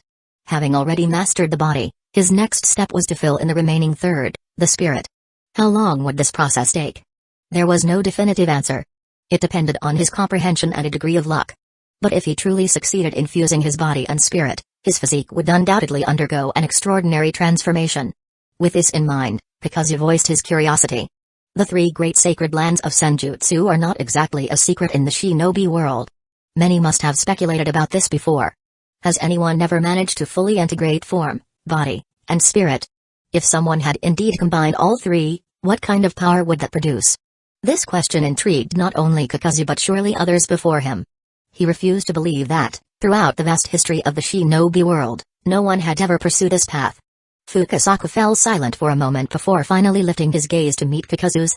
A long time ago, I heard from the great Toad Sage that someone had the potential to achieve this. However, he lacked the time to pursue it, for he had more important matters to attend to. Kakuzu chuckled. Fukasaku hadn't explicitly stated who that person was, but Kakuzu could guess. In the entire history of the shinobi world, only one individual could have had such an opportunity, Hagoromo Otsutsuki, the Sage of 6 Paths. As for why the sage had not fully mastered all 3 senjutsu techniques, Kakuzu considered 2 possibilities. The first was what Fukasaku had suggested: the sage had dedicated himself to spreading his philosophy of love and peace across the world. The ninja sect he founded wasn't just about teaching ninjutsu, it was about forming bonds between people. As the leader of this movement, he had no time to train in the other 2 sacred lands. The second possibility was that the Sage of 6 Paths had already become invincible with just Mount Myabaku's senjutsu and his own inherent power. After all, he had defeated Kaguya Otsutsuki with what he had at the time. If he had already reached the pinnacle of power, what need was there to seek further training? For one reason or another, the Sage of 6 Paths had not completed the ultimate fusion of form, body, and spirit. But that didn't mean the journey ended there. Then it falls upon me to carry on this task. Kakuzu thought to himself. He would learn everything the Sage of 6 Paths had learned, and even the things the sage had not. With his unnaturally long life, he had more than enough time to explore the fundamental truths of this world. He wanted to see just how far the path of senjutsu could truly go. Fukasaku-sama, I understand. Let's begin the training. Good. Follow me. What followed was a training regimen nearly identical to what Naruto had undergone in the original storyline. Fukasaku applied Toad Oil onto Kakuzu's body, guiding him to sense the natural energy in the air. However, failing to balance that energy could be fatal. One misstep, and the massive toad statues nearby would be his final resting place. The risks were high, but Kakuzu adapted quickly. Fukasaku only needed to strike him twice with his staff before he successfully grasped the fundamentals of absorbing Mount Myabaku's senjutsu. Failing in senjutsu training at Mount Myabaku turned one into stone, whereas failure in Shikatsu Forest could turn one into a tree. Having already mastered the latter, Kakuzu progressed swiftly. From that point onward, he trained alongside Minato and Jiraiya. The days of training passed quickly, filled with an atmosphere of focus and camaraderie. Perhaps the only downside was Jiraiya himself. Kakuzu couldn't help but wonder if the man had some form of hyperactivity. Barely able to sit still for meditation, Jiraiya constantly fidgeted, glancing around and bombarding Minato with questions about ninjutsu training. If not, he was pestering Kakuzu for tales of rare and strange happenings from across the ninja world. Seeing his own teacher act so scatterbrained, Minato could only offer an awkward smile. He's just interested in too many things. Minato explained. That's why he struggles to calm down. However, the fact that Minato held such an optimistic view only proved how young he still was. Kakuzu merely glanced at Jiraiya once and immediately grasped the real issue. Jiraiya, interested in a little relaxation? Well, that wouldn't be appropriate, ha ha ha. Jiraiya chuckled awkwardly, but his face betrayed his true thoughts. Kakuzu instantly understood why Jiraiya had no interest in becoming the 4th Hokage. Because Jiraiya knew that if he ever sat in the Hokage's seat, the legacy of the first's foundation, the second's reinforcement, and the third's reputation would all go down in flames. Breaking news, the Hokage of Hidden Leaf Village indulging in nightly pleasures, rarely seen in the office. The Fire Nation's entertainment districts are all familiar with the esteemed Hokage's patronage. Every top courtesan has nothing but praise for the Hokage. If that kind of reputation spread, Hidden Leaf Village might as well be finished. And if you don't believe it, just look at Hiruzen Sarutobi. Even though he held absolute power, he was stuck in his office all day, pretending to be dignified while secretly peering through his crystal ball. To be honest, being Hokage seemed suffocating. Sarutobi was probably terrified that if he ever stepped out for some exercise, the Uchiha police force would catch him red-handed. That would be quite the scandal. So, he had no choice but to restrain himself. If he didn't, it wasn't just the Uchiha who would deal with him, Denzo wouldn't let him off the hook either. Jiraiya and his teacher were cut from the same cloth, but he was determined not to follow in Sarutobi's footsteps. Forget it. Kakuzu scoffed. Look at you, you've been training on Mount Myabaku for so many years, and you still haven't mastered Sage Mode. Meanwhile, little Minato is already halfway there. Aren't you ashamed as his teacher? Ugh. Jiraiya groaned, covering his face in embarrassment. He really did feel like a failure. Kakuzu, I know all that. He sighed. But having to face Fukasaku and the others every day. It's torture. Kakuzu gave him a sideways glance. I get what you mean, but I can't help you. Just endure it. Half a year passed in the blink of an eye. One day, Minato donned his battle gear and secured his Hidden Leaf Village forehead protector. Minato, what's going on? Did something happen in the village? Jiraiya asked, unable to hold back his concern. Minato nodded. Sensei, things in the ninja world have been unstable lately. The surrounding nations have been restless, constantly making small moves. I've received multiple messages from the Toads. Hidden Leaf Village is shorthanded right now, and I have to return. But don't worry. He added with a reassuring smile. It's just minor conflicts, nothing too serious. The moment the topic shifted to Hidden Leaf Village's external threats, Minato's usual gentle demeanor vanished. His gaze turned sharp and resolute. Jiraiya nodded silently. He had personally fought in the Second Great Ninja War and knew all too well that even with the current one village per nation system, peace was never guaranteed. He could only sigh in his heart. So, in the end, war is something that can never truly be avoided. Kakuzu, on the other hand, was more curious. He turned to Minato and asked, have you completed your Sage Mode training? Minato had started his training a bit earlier, but all things considered, he hadn't even spent a full year on it. Hearing the question, Minato smiled and shook his head. No, Kakuzu-sama, I haven't. I've only been training for 11 months. There's still a lot I don't understand, and I barely have a grasp on the basics. To be honest, Sage Mode isn't my strong suit. Kakuzu nodded, not saying much. After all, Minato's struggle with Sage Mode was just one of his traits. Once Minato left, only Jiraiya and Kakuzu remained on Mount Myabaku. At that moment, Kakuzu decided he needed to keep his distance from Jiraiya. The only living things around here were himself and a bunch of toads. No matter how depraved Jiraiya was, there was no way he'd do anything to the toads. Right? Yeah, Kakuzu wasn't going to take any chances. He had to stay as far away as possible. Who knew what a man who had been pent up for too long might do? Especially someone like Jiraiya, whose needs in certain areas were quite intense. Another half a year passed.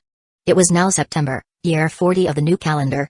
Kakuzu, have you completed your Sage Mode training? Fukasaku looked at him expectantly.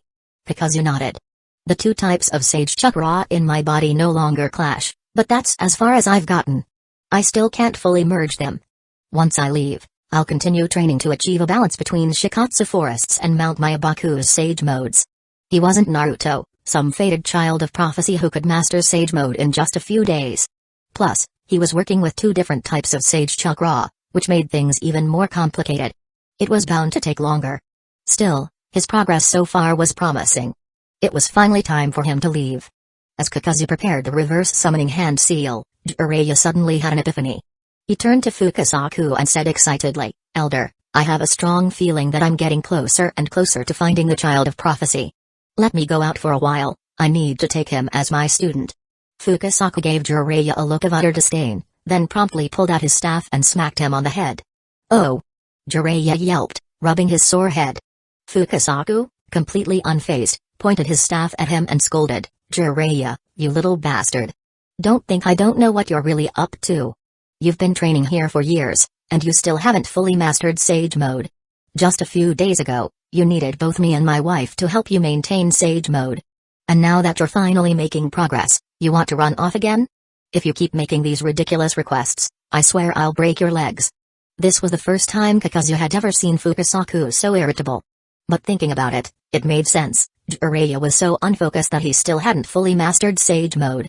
Anyone in Fukasaku's position would probably lose their patience too. Kakuzu simply chuckled and didn't dwell on it. After bidding farewell to Fukasaku and Jiraiya, he used reverse summoning to return to the shinobi world. It took him a few more days to make his way back to his kingdom. The moment he returned, he and Ni battled for 3 days and 3 nights. Once the fight was over, Kakuzu sat in his mink fur chair, gently stroking the Ni in his arms. "In the year 1V been gone, has anything major happened in the village?" he asked. Ni's face carried traces of happiness, but exhaustion was more apparent. "Kakuzu-sama, you were right, things in the shinobi world have become increasingly unstable. Ever since you left, our village has frequently been attacked by ninjas from other villages. Even Hidden Mist Village's assassination squads have made their move. But after what happened last time, we expanded our forces and strengthened our defenses. They've sent multiple waves of attacks, but we've managed to repel them each time. The casualties have remained within an acceptable range, so I didn't think it was necessary to disturb you." Hearing this report, Kakuzu nodded. Traveling outside always came with certain inconveniences, but Ni was capable of handling things on her own. She only reported the matters she couldn't resolve herself, which suited Kakuzu just fine. He preferred keeping his hands off village affairs as much as possible. By the way, aside from Hidden Mist Village's assassination squads, Hidden Sand Village has also been making some suspicious moves. There was even a border skirmish a few days ago. Hidden Sand Village? Kakuzu frowned. What are they up to now? Ni lifted her head to look at him, brushing a strand of hair behind her ear. Kakuzu-sama, while you were away, rumors began circulating in the shinobi world that the third Kazekage has been missing for a long time. Internal conflicts have started to surface within Hidden Sand Village, and the disorder in their government has led to instability in their country. That's what caused the border conflict. Hearing this, Kakuzu sat up. He had almost forgotten, according to the original timeline, the disappearance of the third Kazekage was the very incident that set off the Third Great Shinobi War. Could it be that the war was about to begin? Chapter 186, Kakuzu, Tsunoda's creditor Lord Kakuzu, the dilution research on the hero water is nearly complete. I've removed all impurities, leaving only the beneficial components for the human body. However, there's a catch. The so-called impurities and beneficial elements are actually interconnected. By eliminating all impurities, we've ensured it no longer harms the body, but the effectiveness of the hero water has also been significantly reduced. Now, drinking it would at best boost one's chakra level to that of an ordinary Kage. Kakuzu sat in a mink fur chair, flipping through the lab report in his hands while listening to Hiroko's analysis. Regarding the final experiment on the hero water, Kakuzu had a fitting analogy. Alcohol, whether red wine or white liquor, has a kick. Many drink precisely for that effect. After extensive research, Hiroko had ultimately decided to remove the kick, leaving only the components that expand the circulatory system and enhance chakra. It was like taking a high-proof liquor and diluting it into mild rice wine. While the taste might lose its depth, one could now drink it endlessly without getting intoxicated, and the increased blood circulation would be more efficient. Kakuzu nodded in acknowledgement, offering no further comments. After all, perfection is rare in this world. The fact that the new hero water could still grant the chakra reserves of a standard Kage was already an impressive feat. Not bad. That concludes the hero water experiments. What about the other one? Hearing this, Hiroko's expression turned more serious. He knew this was the experiment Kakuzu was truly invested in, the one that mattered most.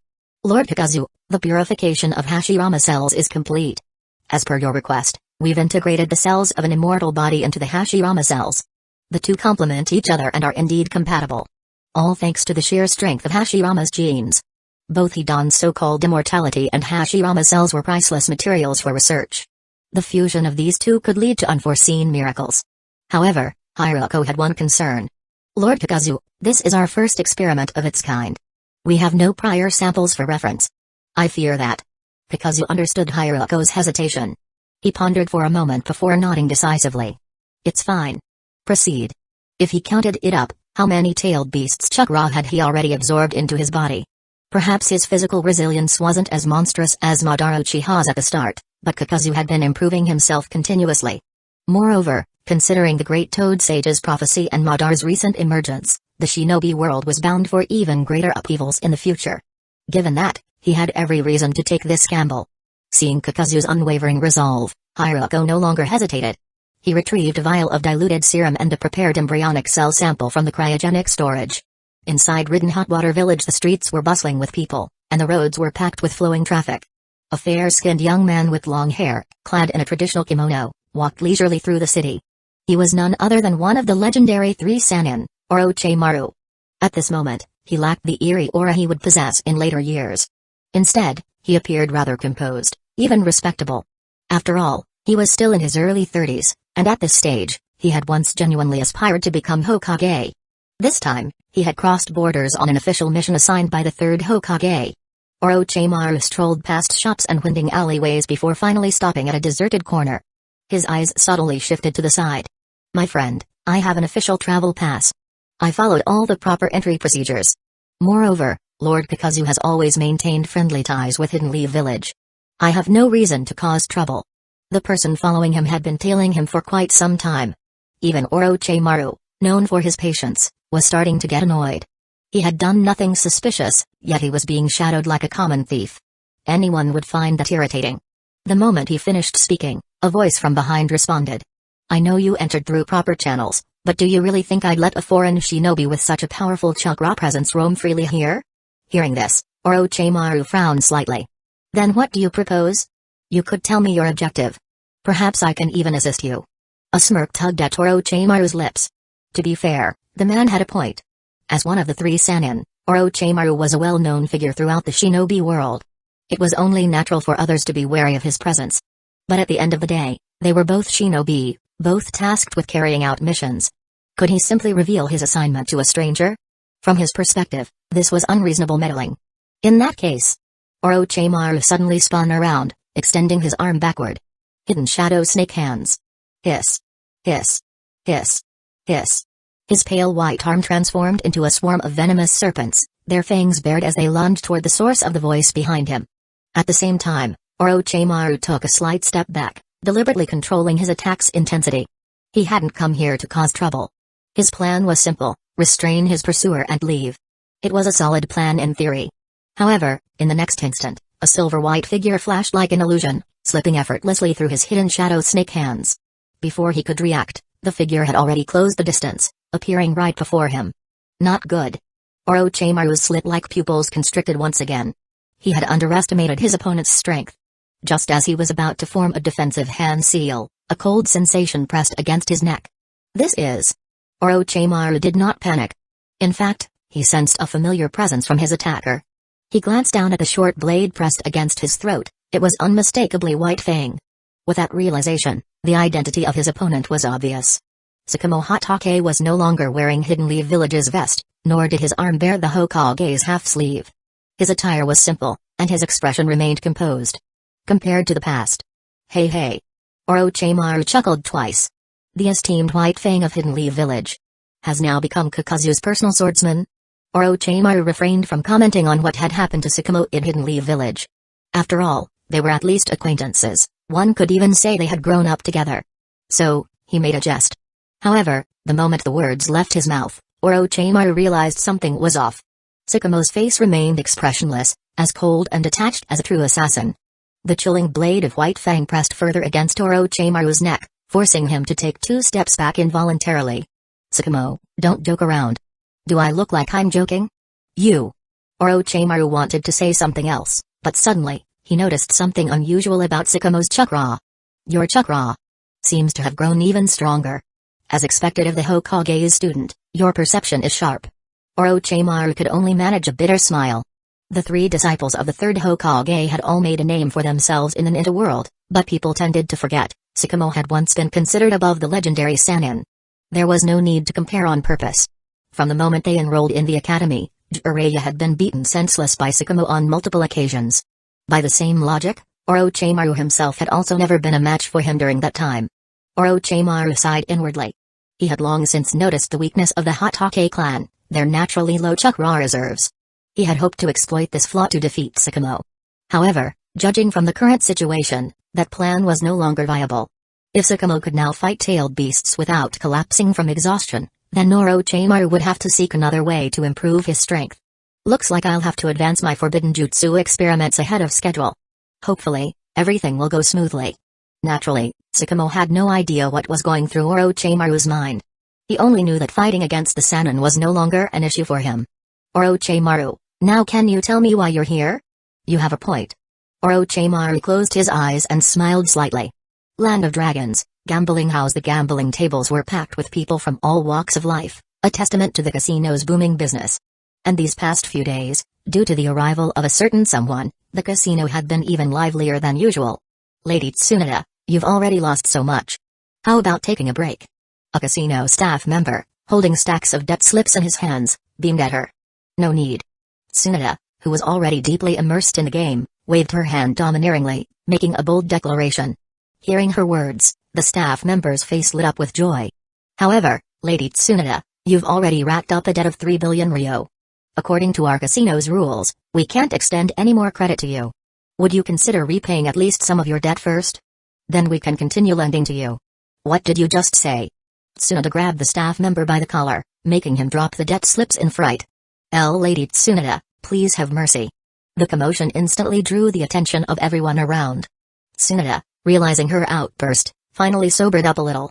She understood the reality. She had already amassed an astronomical amount of debt, and it was reasonable for them to refuse further loans. After all, as someone who had spent years frequenting gambling houses, she knew how the system worked. But giving up just like that? Not a chance. Shizun, bring me another billion. Her loud demand caused Shizun, standing beside her, to tremble. Even the piglet, Tonton, in her arms, shivered in fear. Lady Tsunade, we have no more money left to gamble. Shizun leaned in and whispered into her ear. We lost everything at the last casino. We're completely broke. Maybe we should just stop here. Otherwise, soon, the entire land of dragons will be full of debt collectors. Tsunade clenched her fists so tightly that they emitted a low rumbling sound. But in the end, she could only sigh and loosen her grip. She had never cared about debt, but there was a limit to everything. She had lost money from the land of wind to the land of earth, then to the land of iron, and now to the land of dragons. To be honest, she truly had nothing left to gamble with. Fine, I guess this time I'll. Before she could finish her sentence, a thick stack of cash was suddenly placed in front of her with a loud thud. This is... Tsunade looked over in disbelief and saw a smiling sigh. Lady Tsunade, this is a small token of my appreciation. Please use it as you wish. The pile of chips was worth at least 2 billion ryo. The moment Tsunade saw them, the fire in her eyes rekindled. She swept her gaze over the other gamblers at the table, then pointed at the dice with a fearless grin. She uttered a single word. Roll. 1 week later, Land of Dragons Palace Orochimaru clutched his chest and respectfully bowed before Kakuzu. Lord Kakuzu, it must have been nearly 20 years since we last met. Kakuzu nodded. The 3 little troublemakers from back then had all become renowned figures in the ninja world. Orochimaru, understanding his place, stepped aside. This matter no longer concerned him. The real event was about to begin. Tsunade's audience with Kakuzu. The moment she saw him, Tsunade felt a wave of unease. If it were any other debt collector, she could have easily escaped with a transformation jutsu. But tricking Kakuzu? Not a chance. Kakuzu wasted no time with pleasantries. Tsunade, do you know how much tax revenue your 3 billion ryo gambling debt could have generated for the Land of Dragons? His sharp tone made his displeasure clear. Lord Kakuzu, about that money. Tsunade began, but Orochimaru coughed twice beside her. Years of experience together allowed Tsunade to grasp his unspoken warning immediately. The message was simple. Kakuzu could be reasoned with about many things, but never about money. Once upon a time, even their grandmaster, Tobirama Senju, had nearly had his office turned upside down for delaying Kakuzu's salary by just 1 month. In the end, Tobirama had to scrape together funds by any means necessary to settle the debt. Otherwise, the consequences would have been unthinkable. If even Tobirama hadn't been given any leeway, what chance did they have? Lord Kakuzu, I will repay this debt. Kakuzu smirked. Oh? So now I'm your creditor? Tsunade gritted her teeth. Rest assured, Lord Kakuzu. As the last member of the Senju clan, I will honor my debts. Hearing this, Kakuzu merely chuckled internally. In the end, she was no different from her grandfather, always gambling, always losing, terrible at it, yet unable to stop. Back in the day, the Senju brothers ate his food, drank his wine, and left without paying a single coin. Now, it was time for their granddaughter to settle the bill. The problem was, Tsunade was completely broke. So how was she supposed to repay the debt? There were 2 possibilities. One option was to sell the Senju estate in Hidden Leaf Village. After all, Uzumaki Mido was still around, and chances were Denzo and Hiruzen wouldn't dare to seize Senju property while she was alive. But if Tsunade even brought up the idea, wouldn't she be afraid of Mido strangling her with adamantine chains on the spot? As for Jiraiya, forget it. That guy was too busy in Mount Mayabaku, barely managing his own affairs. There was no way he'd show up just to bail Tsunade out. And even if he did come back, knowing his pinned-up frustrations from all this time, he'd definitely want to let loose and enjoy himself first. Kakuzu, on the other hand, could use this debt as a way to keep Jiraiya tied down. So, In reality, Tsunade paying off this debt was impossible. Not in this lifetime. If she couldn't produce the money, then there was only one option left: she'd have to stay and work off the debt. Of course, these things couldn't be said so bluntly. Sometimes, it was better to go in circles to get the desired result. Chapter 187, Attitude toward Orochimaru. Everything in the world follows its own natural order. In this brutal shinobi world, to emphasize the destructive power of ninjutsu, there seems to be an unspoken rule: smoke, but no injuries. Yet, why was one of the last remaining member of the Senju clan so utterly pathetic? He barely ran 2 steps before being blown to pieces right in front of his teacher, Orochimaru. What an unlucky brat. Kakuzu muttered as Heisei Kuno entered the room, dragging an unconscious, bound man and tossing him onto the floor. Lord Kakuzu, this man has been a bandit roaming the nearby mountains since before the founding of our dragon nation. He has taken 17 lives. According to our nation's criminal code, he is to be executed today. Kakuzu nodded. If the man was doomed to die, his death might as well serve a purpose. He signaled for Heisei Kuno to drag the bandit's body into the prepared ritual circle, then began forming hand seals: tiger, snake, dog, dragon. Edo Tensei.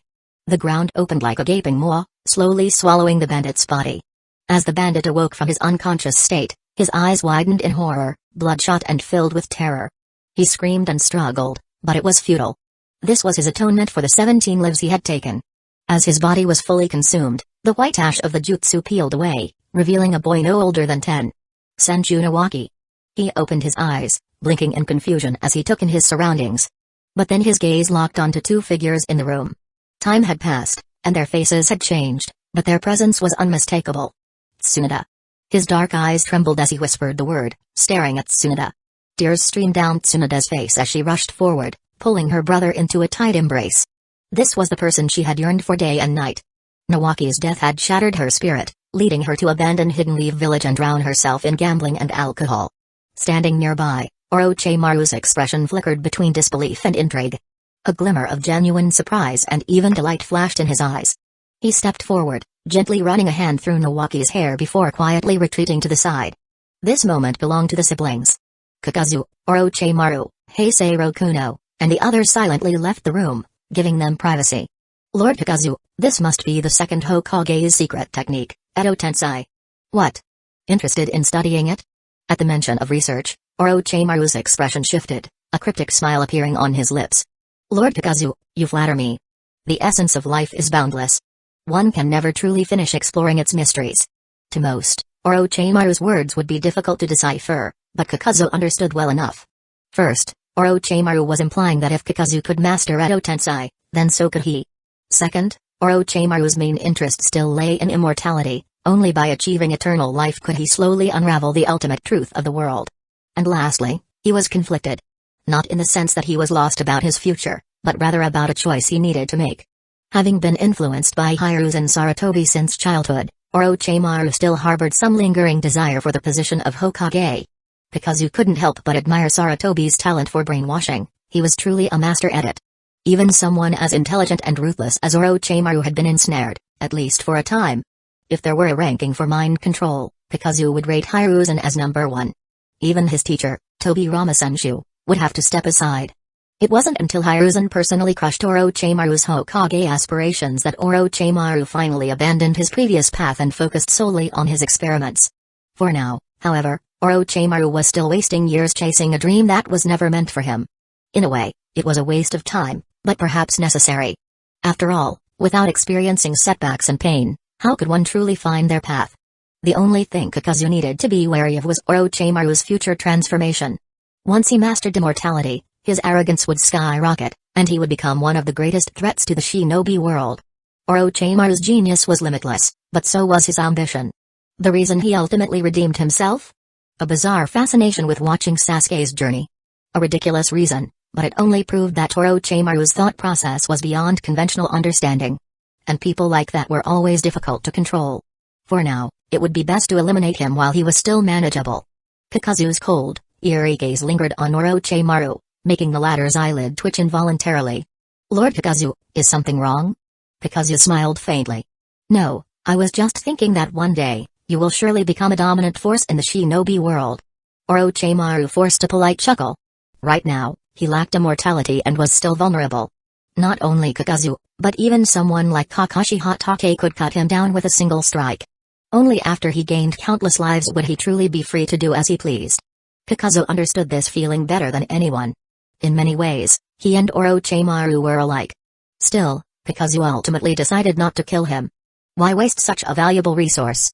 The shinobi world would be at a loss if it lost a scientist of Orochimaru's caliber.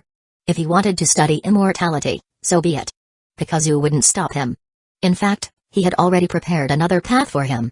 Whether Orochimaru would follow it or not, well, that was no longer Orochimaru's decision to make. Orochimaru, of course, was unaware of any of this. Half an hour later, he glanced toward the palace, where the faint sound of muffled sobs could still be heard. He let out a small sigh. Lord Kakuzu, looks like I won't be able to complete this mission. Good. At least you know that. Orochimaru smirked. Well then, I should return to the village and report in. I imagine the old man's reaction will be quite entertaining. Go. With Kakuzu's permission, Orochimaru turned and left. Kakuzu and Sakamo remained outside, waiting. They had expected the reunion to be brief, but to their surprise, day turned into night. Chapter 188, How can Tsunade be developed? Is Tsunade planning to stay in there with her brother for the rest of her life? Kakashi Hatake asked with a hint of helplessness. It wasn't that he lacked patience, but he hadn't expected Tsunade to keep her younger brother, Senju Nawaki, in that room, talking for an entire day. Who knew how much longer they'd have to wait? Kakuzu merely raised an eyebrow without commenting. Only Ni, standing nearby, smiled and offered an explanation. Don't worry, Kakuzu-sama. From what I know about Tsunade, she isn't someone who would break a promise. It's just that, well, she's a woman, you need to give her some time to process things. Once she overcomes this hurdle, I believe the inner turmoil in her heart will be resolved. Hearing Ni words, Kakuzu, Sakamo, and Heisei Kuno exchanged glances. They shrugged in unison, clearly resigned to the situation. Since Ni had put it that way, they figured they might as well wait a little longer. About 2 hours later, Kakuzu, who had been leaning against a railing with his eyes closed, suddenly snapped them open and looked ahead. Kakuzu-sama, what is it? The Edo Tensei technique. It has been undone. The unexpected development caught even Kakuzu off guard. He hadn't been actively controlling Nawaki, nor had he been using Nawaki's senses to listen in on the conversation. With neither Tsunade nor Nawaki possessing the strength to break free from Edo Tensei, there was only one explanation for why the technique had been released: Nawaki had let go of his regrets. More precisely, Tsunade had let go of hers. Inside the room, Nawaki's body began to glow with the light of purification, his form slowly disintegrating into dust and drifting toward the sky. Not long after, the doors of the palace creaked open. Tsunade stepped out, her eyes still red and swollen, but her expression was visibly lighter. At the very least, she no longer looked like a hopeless gambler. The dead cannot return to life. One should always look forward and not let the past hold them back. Kakuzu remarked. Tsunade brushed her hair back and gave a small smile. Kakuzu-sama, thank you for giving me this opportunity. Being able to see my brother one last time is more than enough. Then, as if making up her mind, she continued, Kakuzu-sama, I have one more request. Speak. I heard that you have a specialized biological research lab here. I would like to stay and overcome my hemophobia. Tsunade wasn't someone who ignored favors. Kakuzu had granted her the chance to reunite with her brother, a kindness beyond measure. The debt she owed him was something money couldn't repay, and she was deeply grateful. Not to mention, she was already drowning in financial debt to Kakuzu as it was. He had generously given her extensions on repayment and even helped her resolve her inner demons. If she didn't do something in return, she would feel guilty. Kakuzu nodded in agreement. He tilted his head toward the sky, considering his options. The debts that Hashirama Senju and Tobirama Senju had left behind. Well, their granddaughter could slowly work to pay them off. Tsunade's medical skills were beyond question. Having her collaborate with Hiroko on research would be beneficial. Additionally, her combat strength was still valuable. After all, she had once been the Hokage. Though she and Hatake were often debated as the weakest Hokage, it didn't change the fact that she was still at Kage level. In times of need, she could be deployed for battle, and otherwise, she could protect the valuable assets within the research lab. As for what else he could use Tsunade for, Kakuzu would have to think about that. There was certainly potential to further develop her abilities. Time flowed onward.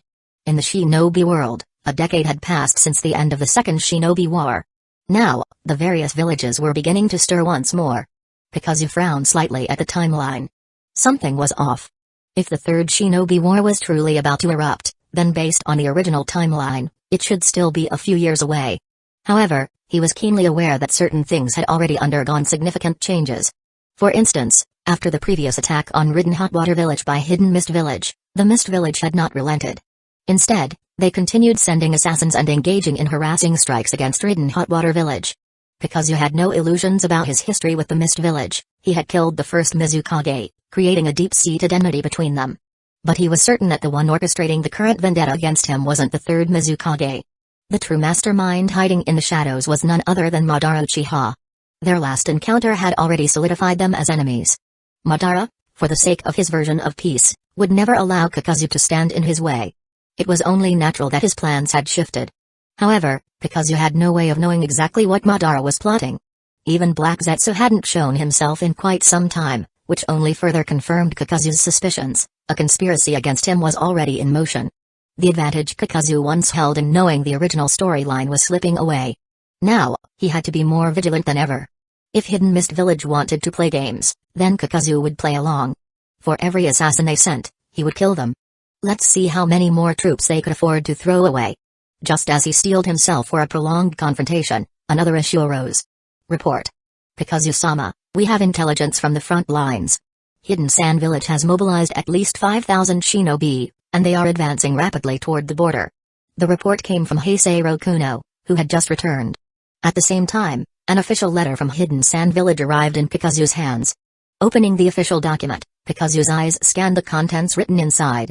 Kakuzu Dano, according to rumors, the third Kazekage, Saburo, was last seen meeting with you. Many years have passed since his disappearance, and Hidden Sand Village would like an explanation from you. The signature at the end of the document belonged to the newly appointed fourth Kazekage, Raza. From the tone of the letter, Kakuzu didn't get the impression that Raza was truly seeking trouble over the third Kazekage's disappearance. If anything, he might even be secretly grateful to Kakuzu. After all, if Kakuzu hadn't taken care of Saburo, how long would it have been before Raza could take the position for himself? Despite his young age, Raza now held complete authority over Hidden Sand Village, and Kakuzu could easily imagine him quietly celebrating his rise to power. However, that didn't mean Raza was friendly toward him. Far from it. The reason was simple. Even if Raza didn't care about the fate of the third Kazekage, he couldn't just forget the way Kakuzu had slaughtered Hidden Sand Village's forces during the Second Shinobi World War. That was something Raza still held a grudge over. Most likely, this was about revenge. It was no coincidence that Raza was taking action at the same time as Hidden Mist Village. Someone must have been feeding him information from the shadows. Meanwhile, the large-scale movement of Hidden Sand Village's forces had put both the Land of Earth and the Land of Fire on high alert. With an army massing near their borders, they couldn't afford to sit idly by. Tens of thousands of troops were now gathering at the borders. Whether or not they intended to launch an attack, they at least had to secure their own defenses against potential enemy incursions. With so many forces mobilizing and countless shinobi assembling, the atmosphere was thick with tension, like the calm before a raging storm. Chapter 189, An Eye for an Eye. The Land of Earth is demanding that we return the body of Gari from the Second Shinobi World War. The Land of Lightning is requesting the release of Yatsuki Akira from our prison. The Land of Moon wants an explanation for the disturbance you caused last time, Lord Kakuzu. The Land of Birds has issued a unilateral diplomatic notice, banning its citizens from entering our dragon country. In just a few days, an overwhelming stack of official documents had been slammed onto Kakuzu's desk. Sitting at his desk, Kakuzu calmly glanced at the towering pile of diplomatic letters, his expression unreadable. Standing below him, Ni, Tsukumo Hatake, and the others were lined up on either side. Lord Kakuzu, these are the recent diplomatic messages directed at our dragon country. There are more than 10 in total, from both major and minor nations. Not only do the great nations have grievances against us, but even smaller ones have jumped in on the matter. Ni summarized the situation and then delivered his final assessment. This is a conspiracy against our dragon country. His words earned unanimous agreement from those present. Despite Dragon Country's relatively small territory and limited overall power, especially in terms of its ninja population, which was far from posing a serious threat to other nations, it now found itself seemingly besieged by nearly the entire shinobi world. Major and minor countries alike were coming up with various excuses to cause trouble. Only the Land of Fire and the neutral Land of Iron had remained uninvolved, the rest had all joined in. I believe our top priority is to find a way to handle these diplomatic conflicts, proposed Heisei Kuno. Tsukumo Hatake shot him a glance and shook his head. No, this is clearly a conspiracy. If we go about addressing each nation's demands one by one, how long would that take? We need to find the mastermind behind this and eliminate them. That will put an end to most of these problems. Ever since Kakuzu had stopped him from committing seppuku and brought him back to Ridden Hot Water Village, Tsukumo Hatake had undergone a change. Now in his 30s, he had once firmly believed in the will of fire. But after experiencing many things, Kakuzu had taught him that the world was not just light but also darkness. To navigate this world, one needed both strategy and power. Relying solely on brute force or instinct was insufficient. This world was built on human interactions, and humans were the most complex beings of all. As a result, Tsukumo Hatake now considered things far more carefully than before. Kakuzu listened to their discussion without interrupting, instead focusing on the documents in his hands, lost in deep thought. Ridden Hot Water Village had been keeping a low profile. For it to suddenly provoke more than 80% of the shinobi world, who had such influence and power to orchestrate this? If Kakuzu had to guess, it would likely be Madara Uchiha.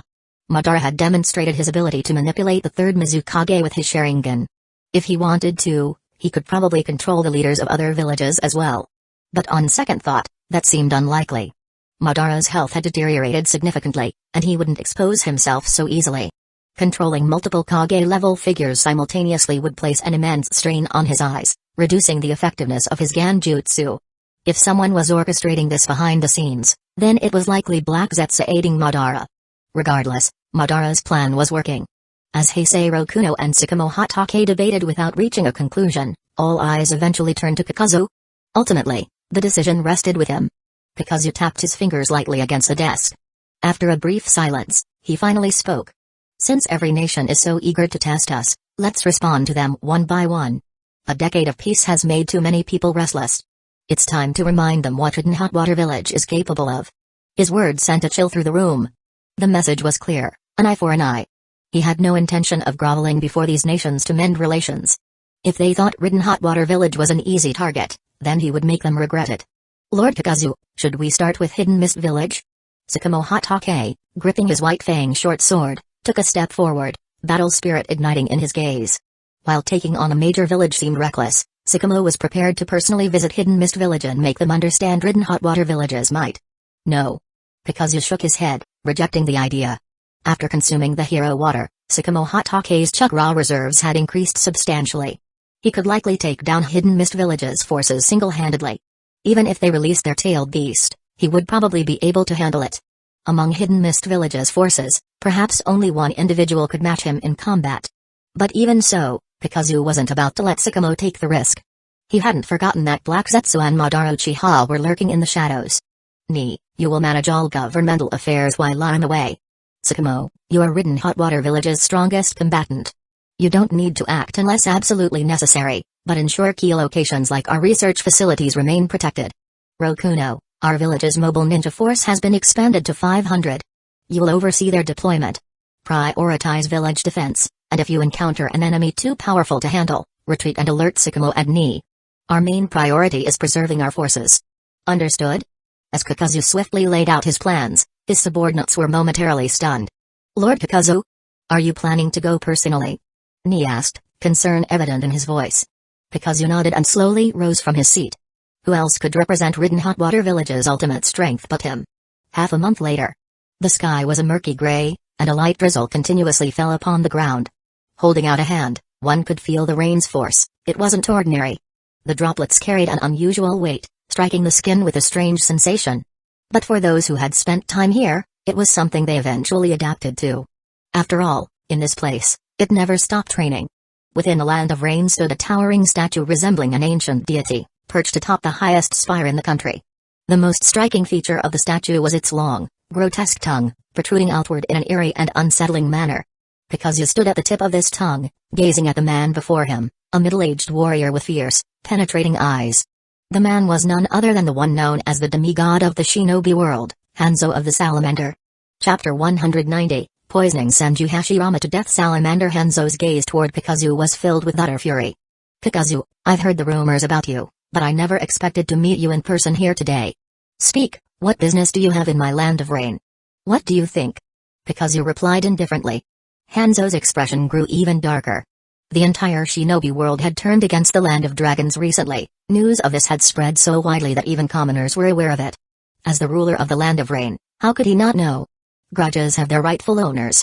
Your enmity with Hidden Mist Village is your problem, it has nothing to do with my land of rain. Hanzo's words made perfect sense. He had no intention of allowing his nation to be dragged into this conflict. Kakuzu chuckled. From the way you're speaking, you sound innocent. But think carefully, have you truly done nothing in this political game, Hanzo? Hanzo's face darkened further. My land of rain's trade caravans have suffered losses within the land of dragons. Should I not seek an explanation for that? He asked. Under Hanzo's rule, the land of rain was not as isolated as it was in the original timeline. In pursuit of more wealth, he had established trade routes with various nations. His claim was largely true. You should ask, but this is not the time. Kakuzu replied. Merchants who traveled far and wide were bound to experience losses, it was a common occurrence. If Hanzo had inquired at any other time, Kakuzu wouldn't have cared. But asking now, at such a crucial moment, and even sending an official diplomatic letter, it was clear what his true intentions were. He had merely joined the rest of the shinobi world in taking advantage of the Land of Dragons' plight. Since Hanzo wanted a share of the spoils, Kakuzu had naturally came to pay him a visit. Hanzo felt stifled. The Land of Dragons' biggest enemy was clearly Hidden Mist Village, yet somehow, his Land of Rain was the one being blamed.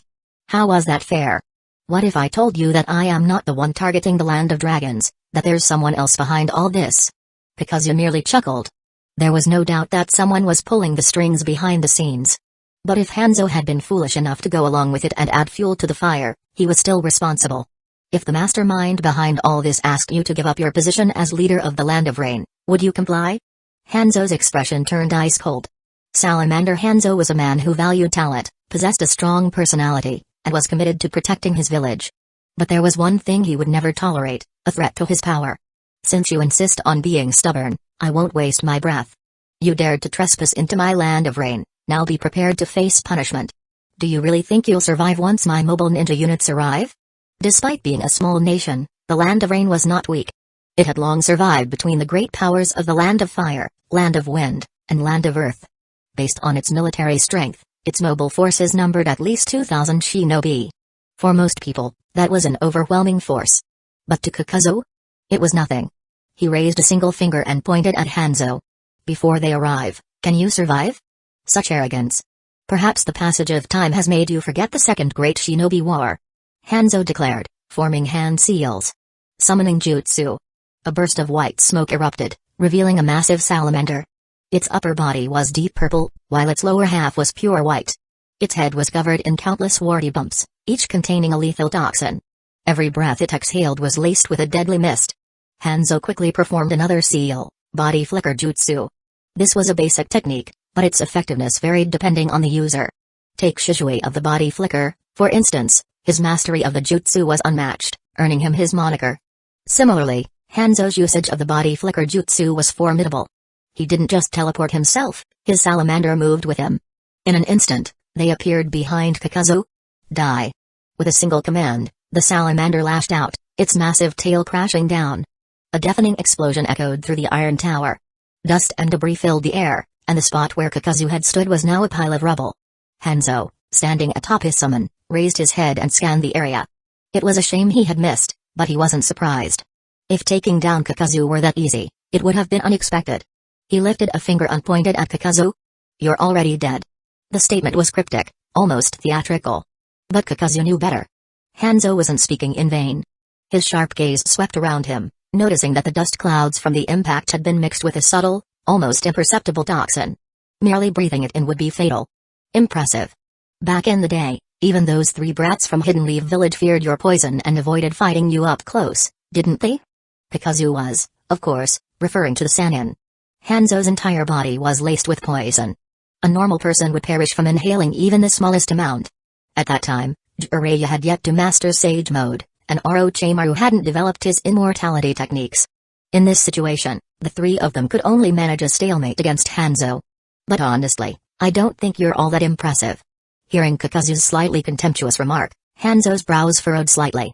It wasn't that he was angered by Kakuzu's words, rather, he was wondering why the man hadn't shown any signs of pain yet. Kakuzu seemed to read Hanzo's thoughts and responded with a calm smile. What are you waiting for? Waiting for the poison to take effect? Hanzo's expression shifted momentarily but quickly returned to normal. Kakuzu, I know you're strong. Your mastery of steel style is practically unparalleled, almost no one can break through your defenses. But no matter how tough your exterior is, your internal organs can't be trained. You've already inhaled my poison. It's only a matter of time before it spreads through your body. And yet, you're still smiling? Hanzo's poison was designed to erode internal organs. As for its potency, it was at least on par with what Hidden Sand Village had developed. It's fine. I'll admit your poison is quite potent. Removing it won't be easy. But I wasn't laughing at you just now, I just remembered something amusing. What? Hanzo's frown deepened. To be precise, it's more of a joke. Because you said. A joke called, poisoning Senju Hashirama to death. The moment he finished speaking, Kakuzu raised one hand and formed a seal. Countless branches burst forth from within the steel tower, instantly wrapping around the salamander beneath Hanzo's feet, binding it tightly. Chapter 191, Yahiko, Nagato, Conan. When wood style appears in battle, is it all over? The answer is a definite yes. Bound by the entangling force of wood style, neither Hanzo nor the giant salamander beneath him could move. The chakra within their bodies was rapidly drained away by the relentless absorption of the jutsu. Hanzo's face contorted in pain, his body racked with agony. As he struggled violently, his gas mask was knocked off, falling to the ground. Poisonous purple gas began seeping from the wound on his abdomen, punctured by the wood style. You! This bastard! Hanzo's pupils dilated as he stared at Kakuzu. From a young age, Hanzo had a poisonous gland implanted in his body from a giant salamander, making his every breath toxic. Ordinary people couldn't even get close to him, which was why he always wore a gas mask and breathed through his mouth. But now, with his poison gland ruptured, even Hanzo himself could barely withstand the deadly toxins spreading through his body. Kneeling on one knee atop the salamander's head, Hanzo's eyes gradually closed. The once mighty leader of the Land of Rain had finally fallen. Some might think that a man known as the demigod of the shinobi world wouldn't perish so easily. But if you asked Kakuzu, he'd say that Hanzo's so-called demigod title was no different from Hiruzen Sarutobi's strongest Hokage, mostly a product of flattery from his own people in Hidden Rain Village. The greatest advantage Hanzo had over others was the constant stream of poison within his body. In other aspects, he was merely stronger than the average Kage-level ninja. Otherwise, he wouldn't have been used as a stepping stone for Mifune's reputation boost during the Fourth Great Ninja War. With things settled here, Kakuzu leaped down from the tower. News of Hanzo's death would soon spread across the ninja world, achieving the effect he desired. The consequences would be left for the leaders of various villages to handle. Under the light drizzle of the Land of Rain, Kakuzu prepared to leave. However, departing wouldn't be as easy as arriving. Footsteps echoed. Ahead of him, dozens of black-cloaked ninja rushed forward, their feet splashing through the wet ground.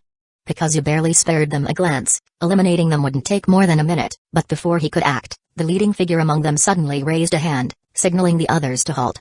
Not only that, but the leader also ordered his comrades to lower their guard before stepping forward slowly. "Excuse me, are you Kakuzu-sama?" "You know me?" Kakuzu narrowed his eyes. He didn't recall having any acquaintances in the Land of Rain. However, upon hearing his confirmation, the orange-haired youth before him broke into a wide grin. "I never expected to meet Kakuzu-sama here. What a fortunate encounter. I've heard of your exploits, Kakuzu-sama. You are a powerful shinobi who survived from the Warring States period. I have always admired you." Listening to the young man's words, Kakuzu chuckled softly. He hadn't expected his reputation to have spread this far. Could this be considered having a fan? By now, the orange-haired youth and his companions had come closer. He raised a thumb, pointing at himself with a bright, confident smile. "Ah, I forgot to introduce myself. My name is Yahiko. In a way, Kakuzu-sama, we share a connection. My teacher was Jiraiya-sama. I heard that you've met him before." As he introduced himself, Yahiko gestured to his companions. "These people are like-minded friends of mine, and together, we formed an organization. Oh, I almost forgot. This is Nagato, and she is Conan. The three of us trained under Jiraiya-sama." Kakuzu's gaze shifted to the blue-haired girl standing beside Yahiko. Conan offered him a shy smile before bowing at a perfect 90-degree angle. "Kakuzu-sama, it's an honor to meet you. My name is Conan." On the other side, the red-haired Nagato was noticeably less outgoing than Yahiko and Conan. However, he still maintained a polite demeanor, bowing slightly as he greeted Kakuzu. "Kakuzu-sama, my name is Nagato. Please guide us well." Dressed in a raincoat, Nagato offered a warm smile, though he seemed unsure of what else to say. Kakuzu nodded but paid little attention to the others. His focus was entirely on Nagato's eyes, those mysterious, concentric ringed eyes. He took a step closer. "So, you're Jiraiya's students, And you've formed an organization called Akatsuki to create the peaceful world you envision. Repeating Yahiko's words, Kakuzu watched as the young leader enthusiastically nodded. Yes, Kakuzu-sama. We seek true peace, and for that, my companions and I are working tirelessly. We are still young and have much to learn. If we make any mistakes, please guide us. Kakuzu smirked slightly. Yahiko. How should he put it? The young man reminded him of an idealistic college graduate, brimming with passion and ambition, eager to make a meaningful contribution to society. He stepped into the real world with high hopes, believing he could become an essential force for good. It was a nice sentiment. But reality was often cruel. Then tell me, Yahiko, what brings you and your comrades here? Kakuzu continued walking forward as he spoke. We received a summons from Hanzo-sama, so we came to provide support. Nagato replied earnestly. Kakuzu nearly burst out laughing. The weight of that statement was equivalent to a fresh graduate getting scammed out of everything by a con artist. They hadn't even figured out what kind of person Hanzo truly was, yet they were willing to act as his vanguard. They had no idea that, in the original timeline, Hanzo was the beginning of their nightmare. Kakuzu shook his head. Yahiko, this bright and hopeful young man, was still far too naive. But some things had already changed. And right now, a golden opportunity was standing before him. Yahiko, you say you want true peace? Then let me tell you, there's only one thing you need to do to achieve it. What is it? Yahiko asked, confused. Kakuzu's body suddenly surged with murderous intent. His iron arm shot forward, seizing Nagato's red hair. Ah! Nagato let out a scream as Kakuzu effortlessly lifted him off the ground. The sudden attack caught Nagato completely off guard. His Rinnegan glowed, and his shinobi instincts kicked in. He braced his legs against Kakuzu's chest, trying to break free, while his hands began forming seals for a counterattack. Beside them, Yahiko and Konan were equally stunned. Konan's youthful shyness evaporated in an instant. She rushed forward, grabbing Kakuzu's arm in desperation. Kakuzu-sama. Nagato is our comrade. He's not an enemy. Chapter 192, To Kill or Not to Kill. Let go of Nagato. Why are you attacking us out of nowhere? So-called senior of the ninja world? I don't accept that. The members of Akatsuki were all shocked by the sudden assault. Instinctively, they raised their kunai, ready to retaliate against Kakuzu. However, before they could act, a stern voice rang out, halting them in their tracks. Stand down. The members of Akatsuki were stunned, turning their eyes toward Yahiko, who had spoken. He ignored their confusion and quickly stepped forward, looking directly at Kakuzu. Nagato and I grew up together. We were both students of Jiraiya-sensei. He is not a bad person. I believe this is all a misunderstanding. Please, let him go. Oh? Kakuzu cast a sidelong glance at Yahiko. This young man was still inexperienced in the ways of the world, but Kakuzu had to admit he possessed a natural charisma. He was bright, optimistic, and articulate, maintaining his composure even in a crisis. Such qualities were commendable. Slightly withdrawing his killing intent, Kakuzu observed Nagato. Despite having the opportunity to complete a hand seal in under a second, Nagato had hesitated at the final moment, ceasing his jutsu. Nagato's eyes, filled with pain and unwillingness, stared at Kakuzu, as if he could not understand what he had done wrong. Given all these factors, Kakuzu decided it was worth exchanging a few words with these young upstarts. He loosened his grip slightly, allowing Nagato's feet to touch the ground, easing his suffering somewhat. Then, he met Nagato's gaze head-on. Everything. All of this is because of your eyes. If anything in this world should be called cursed, it is those eyes. Kakuzu's words were firm and absolute. He knew well that those eyes belonged to Madara Uchiha. Without them, the aged Madara would never have had a chance to return to the ninja world. His time would have long since ended. Even if he were to be revived through Edo Tensei, Kakuzu wouldn't be overly concerned. But to Yahiko and Konan, his words were utterly shocking. After a long silence, Konan suddenly raised her voice in protest. No. Jiraiya-sensei once told us that these are the sage's eyes. Only the legendary sage of six paths possessed them. Ancient texts and legends across the ninja world all record this. Konan's voice was loud and determined. She had finally found a way to defend Nagato. However, Kakuzu merely shook his head and shifted his gaze back to Nagato. If these are truly the sage's eyes, then why do they reside in your body? Do you think the world simply hands out such gifts for free? Nagato's Rinnegan flickered. He was a member of the Uzumaki clan, a people known for their immense chakra reserves. As a child, he had once questioned his parents about his unusual eyes. They had told him that when he was born, his eyes had been normal. But one night, when he was 3 years old, after his chakra had matured, his eyes had inexplicably transformed into the Rinnegan. A sudden realization struck him. As Conan was about to argue further, Nagato raised his hand, stopping her. He focused his attention on Kakuzu. Lord Kakuzu, when we lived with Jiraiya-sensei, he often spoke of you. We've also heard many stories about you from the ninja world. I choose to believe that you are not someone who kills the innocent without reason. But will my death truly bring peace to the ninja world? Nagato. Conan's voice wavered, on the verge of tears. But Nagato simply shook his head. Jiraiya-sensei once told me that I might be the child of prophecy, the one destined to bring great change to the world, whether for good or for evil. Now, it seems I am the harbinger of disaster. I do not want to become the demon who brings ruin to the ninja world. Hearing this, Kakuzu narrowed his eyes slightly. Willing to sacrifice himself for the sake of peace in the ninja world, Nagato, at such a young age, already had this level of awareness? Though his childhood had been marked by the loss of his parents to Hidden Lee Village shinobi, Jiraiya's years of teaching had clearly soothed his hatred. Living alongside Yahiko and Conan, he had led a humble yet fulfilling life. His decision to join Akatsuki had never been about power or conquest. He never sought to dominate with his so-called sage's eyes, nor did he harbor any illusions about achieving peace through sheer will. He had merely been following Yahiko's ideals. And now, he was willing to pay the price for those ideals. Much like how, in the original course of history, Yahiko had willingly thrown himself onto Nagato's kunai for Conan's sake. Nagato had done all of this simply to protect the bond he cherished most. Just as these thoughts crossed Kakuzu's mind, Yahiko stepped forward. He had no intention of attempting a reckless rescue. He knew full well that Kakuzu's seniority exceeded even Jiraiya's. They stood no chance against him, and forcing a fight would only lead to unnecessary deaths. And so, with a loud thud, Yahiko dropped to his knees, bowing deeply until his forehead touched the ground. Lord Kakuzu, the matters you and Jiraiya-sensei spoke of are far beyond my comprehension. I do not know what the future holds. If Nagato truly changes, if he ever becomes a monster that endangers the ninja world, then I beg you, kill me in front of him. Let my death be forever etched into his memory, so that whenever he wavers, he will recall this moment. This is the only thing I can do.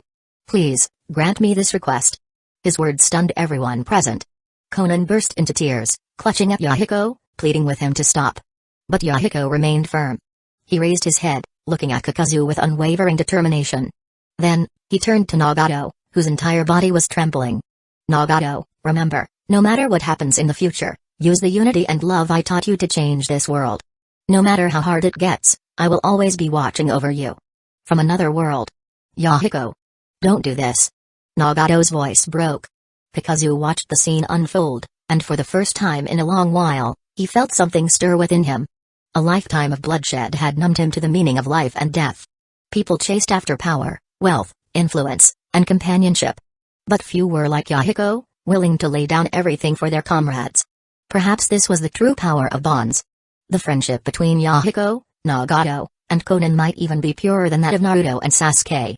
These were children who had grown up in war and loss, ones who understood the true value of companionship. In this world of bloodshed, they had created something warm and unbreakable. Kakuzu turned his gaze to Nagato. With everything that had transpired, would he choose to kill, or not? Chapter 193, Following inside the steel tower of Hidden Rain Village, the sight of Hanzo's lifeless body left Yahiko and the others in shock. The man once hailed as the demigod had fallen so unexpectedly. But what surprised them even more was yet to come. Stacks of letters discovered in Hanzo's office widened the eyes of Yahiko and the Akatsuki members present. Impossible. How could Hanzo have done this? Yahiko was still reeling from disbelief when an Akatsuki member dragged someone in from outside and threw him at Yahiko's feet. Leader, it's this guy. His name is Akam, one of Hanzo's secretaries. He just confessed everything. These letters were all written by Hanzo himself. He wanted to eliminate Akatsuki. Furious, one of the members kicked Akam, sending him sprawling before Yahiko. Faced with the burning rage of the Akatsuki members, Akam dared not hide anything. He spilled everything he knew in a trembling voice, as if pouring out a bag of beans. Why yes, that's right. Lord Hanzo, no, Hanzo. He had been in secret contact with Hidden Lee Village's Denzo. His ultimate goal was to wipe you all out. Yahiko grabbed Akam by the collar, his voice trembling. Why? All we wanted was to protect the hard-earned peace. I always followed Hanzo's lead. Whenever he called for my help, I answered without hesitation. Why would he betray me like this? His bloodshot eyes reflected the mix of anger and betrayal. The pain of being deceived twisted his once handsome and righteous face. Beside him, Conan gently patted his back, trying to calm him down. Kakuzu, on the other hand, sat nearby, sipping tea with indifference. Being deceived was painful, but Yahiko had yet to reach the peak of true suffering. His most painful moment was still ahead. Seeing Yahiko's despair, Akam dared not conceal anything further. He knelt and continued. Hanzo feared losing his power above all else. Anyone who threatened his position was eliminated without hesitation. But we never intended to rebel against Hidden Rain Village. I never sought to take his place. Yet Akatsuki has grown stronger. You no longer call your subordinates underlings, but comrades. Your ideals have deeply influenced the younger generation of Hidden Rain Village. Many would rather follow you than Hanzo. That is why he decided you had to be eradicated. Yahiko felt his mind waver, his thoughts clouded. He slumped to the ground, cold sweat trickling down his back. If things had followed the original course, he would have blindly trusted Hanzo and led his comrades into a death trap. He realized, with a sinking heart, that his trust had nearly doomed them all. A deep sense of guilt overwhelmed him. I almost led my comrades into the abyss. Yahiko, enough. Conan and Nagato both spoke, their voices filled with concern. Hanzo is dead. Because you took care of it. It's over now. Don't dwell on it. For nearly 20 minutes, Yahiko remained silent, lost in thought. Then, taking a deep breath, he slowly stood up. He couldn't afford to fall, not now. He wasn't just representing himself anymore, he carried the hopes of Akatsuki. If he faltered, his comrades would lose their way. Steeling himself, he turned to Kakuzu and bowed deeply. Kakuzu-sama, I can't thank you enough. Without you, I might have led everyone to ruin. I am unworthy to be their leader. Kakuzu stood up, clapping Yahiko on the shoulder. Don't underestimate yourself. Believe in yourself. You can do this. At least, I believe in you. In any world, countless pioneers are lost in the river of time. Those who survive are not always the strongest or the smartest, but they are often the luckiest. This lesson would deepen Yahiko's understanding of human nature. Next time, he would not make such a simple mistake. Kakuzu straightened up and gave him a rare word of encouragement. Use your leadership skills well.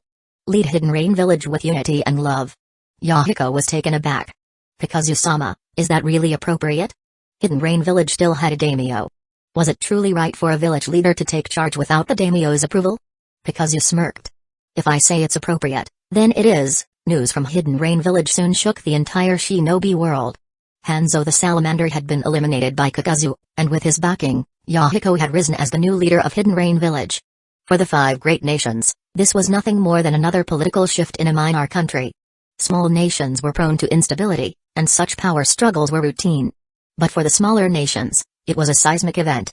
Many of them wished to unite and condemn Kakuzu's actions. They spoke with righteous indignation, yet none dared to act. After all, who knew if Kakuzu's next target would be them? Instead of opposing him, they quietly withdrew all their previous plans against the Land of Dragons. 5 months passed. The internal affairs of Hidden Rain Village had settled. Yahiko had firmly secured his position as the leader, and under Kakuzu's guidance, he had grown more adept at handling governmental affairs. With Conan's meticulous support at his side, it seemed unlikely that any major problems would arise. Nagato, do you really have to leave? Maybe I should talk to Lord Kakuzu again. Yahiko and Conan looked at Nagato with reluctance. But Nagato was at ease. Why are you two acting like this? It's not like we're parting forever. I'm just training under Lord Kakuzu, the same way we once trained under Jiraiya-sensei. He paused, his hand brushing the area around his eyes. Besides, if I ever lose control one day, I trust that Lord Kakuzu is strong enough to stop me. That's why staying by his side is actually the safest choice for me. Nagato smiled as he spoke. He, too, was an orphan of war, but Yahiko and Conan had shown him what it meant to be loved. With them in his heart, he knew he would never become someone who harmed others. He had no regrets about his decision. Nagato reached out, grabbing Yahiko's hand with one and Conan's with the other, clasping them tightly together. Don't worry, I'll visit often. And next time I come back, I hope you two aren't just teammates anymore. You should be an official couple already. Ha ha ha. Nagato wasn't usually one to joke, but at a moment like this, he suddenly decided to go all in. Conan's face instantly turned red from embarrassment, caught completely off guard. Yahiko, too, looked flustered. You bastard. What nonsense are you spouting? Nagato, who taught you to say things like that? Seeing their awkward reactions, Nagato looked even more pleased. Yahiko, Conan, did you really think I hadn't noticed? Fine, if you're not going to admit it. Yahiko, why don't you let go of Conan's hand already? You've been holding it for way too long. Yahiko's face turned completely red. Damn it, Nagato. You're asking for it today, don't run. Chapter 194, The Third Great Ninja War begins. Lord Kakuzu, I'm ready. Nagato stood before Kakuzu, a travel bag slung over his shoulder. He had already said his goodbyes to his companions and no longer had any lingering attachments. Yahiko said he will follow your instructions, Lord Kakuzu. He will focus solely on defending Hidden Rain Village and will not get involved in conflicts elsewhere. Oh, and according to intelligence reports, the long-standing friction between the Land of Wind and the Land of Fire has escalated from localized skirmishes into full-scale war. At the same time, the Land of Earth, seeing an opportunity for profit, has also launched an attack on the Land of Fire. This last piece of information was a message Yahiko had entrusted to Nagato to deliver to Kakuzu. Yahiko wanted to convey that the ninja world was on the brink of crisis. The Third Great Ninja War had already begun. He also wanted to remind Kakuzu to ensure the safety of the Land of Dragons. Kakuzu nodded after hearing this. Yahiko was both intelligent and politically astute. With him in charge, even though Hidden Rain Village was caught between the great nations, it was unlikely to face any major issues. Let's go. Kakuzu stood up, donned his rain cloak, and stepped out of Hidden Rain Village alongside Nagato. The journey back to the Land of Dragons was relatively uneventful. They traveled through various towns along the way, as the five great nations were still adhering to wartime treaties. At least in the early stages of the war, they exercised a degree of restraint, trying to avoid spreading conflict into civilian areas. However, once the war reached its peak and emotions ran high, it was uncertain whether such restraint would hold.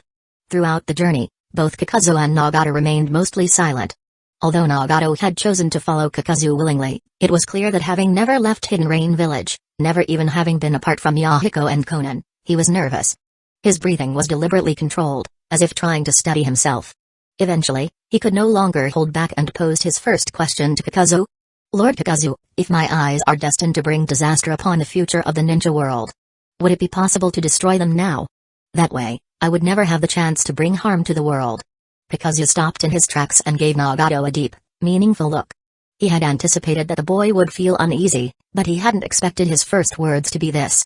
Nagato was willing to sacrifice himself for the peace of the ninja world. Right now, he was truly a good-hearted child. As for the idea of destroying his own eyes, this kind of extreme measure was not unheard of in later years. Kakuzu himself had considered it. He vaguely recalled a certain point in the timeline where a so-called sage's eyes had been destroyed with nothing more than a kunai. If Madara Uchiha's Rinnegan were completely eradicated, then Madara's resurrection would become impossible. But looking deeper into the matter, Kakuzu saw a more serious issue. Madara was not the true enemy, Black Zetsu was. The Otsutsuki were. Destroying the Rinnegan would mean eliminating Madara Uchiha's revival altogether, but that wouldn't bring an end to Black Zetsu's mission to resurrect his mother. Because the real protagonist of this story, the one pulling the strings, was still alive. Black Zetsu wouldn't hesitate to wait another 1,000 years, continuing his search for an opportunity. During the first 1,000 years, he had found Indra and Madara Uchiha. In the next 1,000 years, who knew what he might discover? That said, in the present situation, Kakuzu held the upper hand. Both he and Black Zetsu were essentially immortal, and over such a long span of time, he could keep Black Zetsu suppressed. If things continued as they were for centuries, who could say what might happen in the future? Kakuzu was in the open, while Black Zetsu lurked in the shadows. Even if he turned the entire ninja world upside down, there was no guarantee he could ever truly find and eliminate Black Zetsu. Instead of chasing the unknown, it was better to settle things once and for all. Even a lion gives its full strength when hunting a rabbit. As long as the Rinnegan existed, Black Zetsu would never abandon this plan. Madara, Nagato is under my guidance now. I wonder how you'll attempt to resurrect him? Kakuzu pondered the question but soon dismissed it from his mind. He reached out and patted Nagato on the head, his gaze shifting toward the horizon. I won't kill you, and I won't take away your light. The future isn't as bleak as you imagine. And you don't need to break your back carrying sacks of rice every day. Don't worry, everything will work out. His eyes remained fixed on the path ahead. Madara, Black Zetsu, bring it on. I will only be at peace once I've settled this for good. Nagato looked at Kakuzu, half understanding his words, and eventually nodded. He still didn't fully grasp what his eyes would bring him in the future, but he resolved to face the world with kindness. Before long, Kakuzu and Nagato arrived in the Land of Dragons. When Ni saw Nagato, she was visibly surprised. After all, the legendary sage's eyes were too striking to ignore. After settling Nagato into his quarters, Kakuzu turned to Ni. Establish a direct communication channel with Hidden Rain Village. I need to be informed of any developments there immediately. Understood. Kakuzu suspected that Black Zetsu's next move would likely involve Yahiko and Konan. However, Yahiko was now the leader of an entire village, making him a difficult target. Kakuzu would keep a close watch on Hidden Rain Village's affairs. And when the time came, he wouldn't hesitate to reveal certain truths to Nagato. By then, even if Nagato harbored resentment, it would be directed only at the true masterminds, Black Zetsu and Madara, not at the entire world. After setting everything in motion, Kakuzu suddenly asked, "What about Sakamo?" He had been back for a while now, yet he hadn't sensed Kakashi Hatake's presence at all. That was unusual. Ni hesitated for a moment, awkwardly brushing back her hair. "Kakuzu-sama, I was just about to tell you. Something big seems to have happened in Hidden Leaf Village. Sakamo-sama has already rushed over there. And he took Tsunade-sama with him." Her unease stemmed from the fact that both of them had been brought here by Kakuzu, yet they had left without his approval. Did this count as desertion? She handed Kakuzu a letter, one that Sakamo had left behind for him. Kakuzu tore it open and glanced at its contents. His lips curled into a faint, unreadable smile. "Ni, given the urgency of the situation, we should try to understand. Kakashi Hatake and Tsunade are not the kind of people who would betray us. Sakamo's precious son is already on the battlefield. Do you really think he could sit still? And Tsunade? She's freed herself from the shackles of her past, but Hidden Leaf Village is still the village built by the Senju clan. Do you think she could truly remain indifferent?" Ni nodded. She needed to have more faith in her comrades. She had spoken too hastily just now. "Kakuzu-sama, in that case, should we send reinforcements to support Sakamo? After all, in a way, they also represent the honor of the Land of Dragons." Kakuzu shook his head. Tsunade only went to take one last look at the village that raised her. But Sakamo. His situation is different. Hidden Leaf Village once labeled him a traitor, a disgrace. This time, he has his own mission. His fate is something he must decide for himself. His gaze darkened slightly. Deep down, Kakuzu held great expectations for Kakashi Hatake. If things went as planned, then this would be the moment of reckoning for Hidden Leaf Village as well. But he pushed those thoughts aside. The war had already begun. It was time for the Land of Dragons to make its move. It's time to pay Hidden Mist Village a visit. Chapter 195, Hidden Leaf Village's tactical blunder. Dark clouds loomed overhead, casting a shadow over the land. The Hidden Clouds Village forces, 10,000 strong, had completely surrounded Hidden Leaf Village's camp, trapping its defenders in a desperate situation. Inside the camp, two figures moved swiftly toward the command tent. They were Yamanaka Inoyachi and Aburame Shibi. Without hesitation, they entered, finding Denzo seated at the head of the room. "Denzo-sama, the Hidden Clouds Village forces number at least 10,000, while we have fewer than 1,000. Inoyachi reported grimly. "To be honest, the disparity is overwhelming.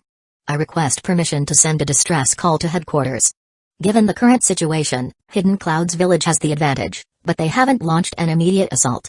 I suspect they're trying to encircle and starve us out, or perhaps they intend to use us as a bargaining chip in negotiations with the village." Denzo waved a hand dismissively. "I understand. You two may leave." As they exited the tent, Inoyachi and Shibi exchanged weary glances, sighing in resignation. There's no denying it, Hidden Leaf Village's deployment this time was a serious mistake. Indeed. Their forces outnumber ours nearly 10 to 1. A direct confrontation would be suicidal. I even noticed Denzo-sama's hands trembling just now. Perhaps he is afraid to. The two men sighed again and walked away. If Denzo had overheard their conversation, he would have flayed them alive. Fear? Him? The very thought was laughable. Denzo had fought across the shinobi world for decades. Who had he ever feared? As for his hand trembling just now, that was because, sitting in his chair, Denzo tilted his head back and suppressed a glee bubbling inside him. "Hey! Ha ha ha ha! Hiruzen, you've miscalculated after all. You naively believed that since Hidden Clouds Village and Hidden Leaf Village had no major conflicts of late, stationing minimal forces at the border would be sufficient. But those savages don't think logically. They gathered overwhelming strength and trapped our forces here. Hidden Leaf Village has suffered a devastating loss because of your blunder. This time, you'll have no choice but to step down as Hokage." The only way for Hiruzen Sarutobi to atone for his mistake was to relinquish his title. How could Denzo not rejoice at this? Still, he couldn't afford to let his emotions show. A leader must always exude authority to maintain control. He cleared his throat. Cough, cough. A figure entered the tent, a young man with a pale complexion and snake-like eyes. "Orochimaru, prepare the troops for a breakout." Orochimaru smirked, his lips curling into a sinister grin. "A breakout? Are you certain, Denzo-sama? Breaking through enemy lines now would undoubtedly result in heavy casualties. But Denzo knew this and desired exactly that outcome. Denzo's expression hardened. Informal units, prepare to break through at dawn. Cook at midnight, move at dawn. Any soldier who disobeys will be executed on the spot. Orochimaru chuckled, his golden eyes flashing with amusement. It didn't take a genius to understand Denzo's true intentions. But Orochimaru had no objections. He had witnessed enough death and destruction during the Second Shinobi World War to grow numb to it. War was simply a cycle of corpses piling up. Moreover, Denzo's plan aligned with his own interests. Understood. I will. Just as Orochimaru was about to leave, his eyes suddenly narrowed. His keen senses detected something unusual. Moments later, a gust of wind blew open the tent flap, and a figure stormed inside. You bastard! Who gave you permission to barge in here? Denzo roared, his fury palpable. The intruder paid no heed to Denzo's rage. Behind him, a group of Hidden Leaf village guards rushed in, dropping to their knees in terror. Denzo-sama, we tried to stop him, but we couldn't, useless. Denzo shot to his feet, ready to put the newcomer in his place. However, before he could act, a short sword was already pressed against his throat. Denzo's pupils contracted slightly. What was going on? How dare someone threaten him with a blade inside Hidden Leaf Village's camp? Was this insubordination? Orochimaru's voice broke the silence. Sakamo, I don't know why you've returned, but have you forgotten the iron rules of a shinobi? Sakamo Hatake didn't lower his blade. His steely gaze flicked toward Orochimaru. Orochimaru, if you have nothing useful to say, then shut up. I didn't come here to negotiate with you. Orochimaru hesitated, his expression turning awkward. At this moment, he had no choice but to swallow his pride. After all, in the grand scheme of things, Sakamo Hatake stood above even the Sannin. Ignoring Orochimaru, Sakamo turned his sharp gaze back to Denzo. The squad you sent to their deaths, I've already rescued them. Right now, Tsunade is treating their injuries in the main camp. Before they left, every single one of them swore with unwavering conviction that they were fighting for the village, for Hidden Leaf Village. But when faced with a true choice between life and death, their fear was not an act. If we absolutely must break through the enemy lines, then I ask that you lead the charge first, Lord Denzo. Hearing Kakashi Hatake's sharp words, Denzo's brows furrowed. He knew that Sakamo had come back looking for trouble. Kakashi Hatake. You had best understand, I am the one in charge here. The treatment you received in the village has nothing to do with me. And your son is not under my command either. This is not where you belong. Denzo was making every effort to distance himself from Sakamo, trying to leave him with no reason to stay. Sakamo raised an eyebrow. You're right, this place should have nothing to do with me. But Kakashi has already been dragged into this conflict, hasn't he? Slowly, Sakamo lowered the short blade in his hand. Killing Denzo here would serve no real purpose.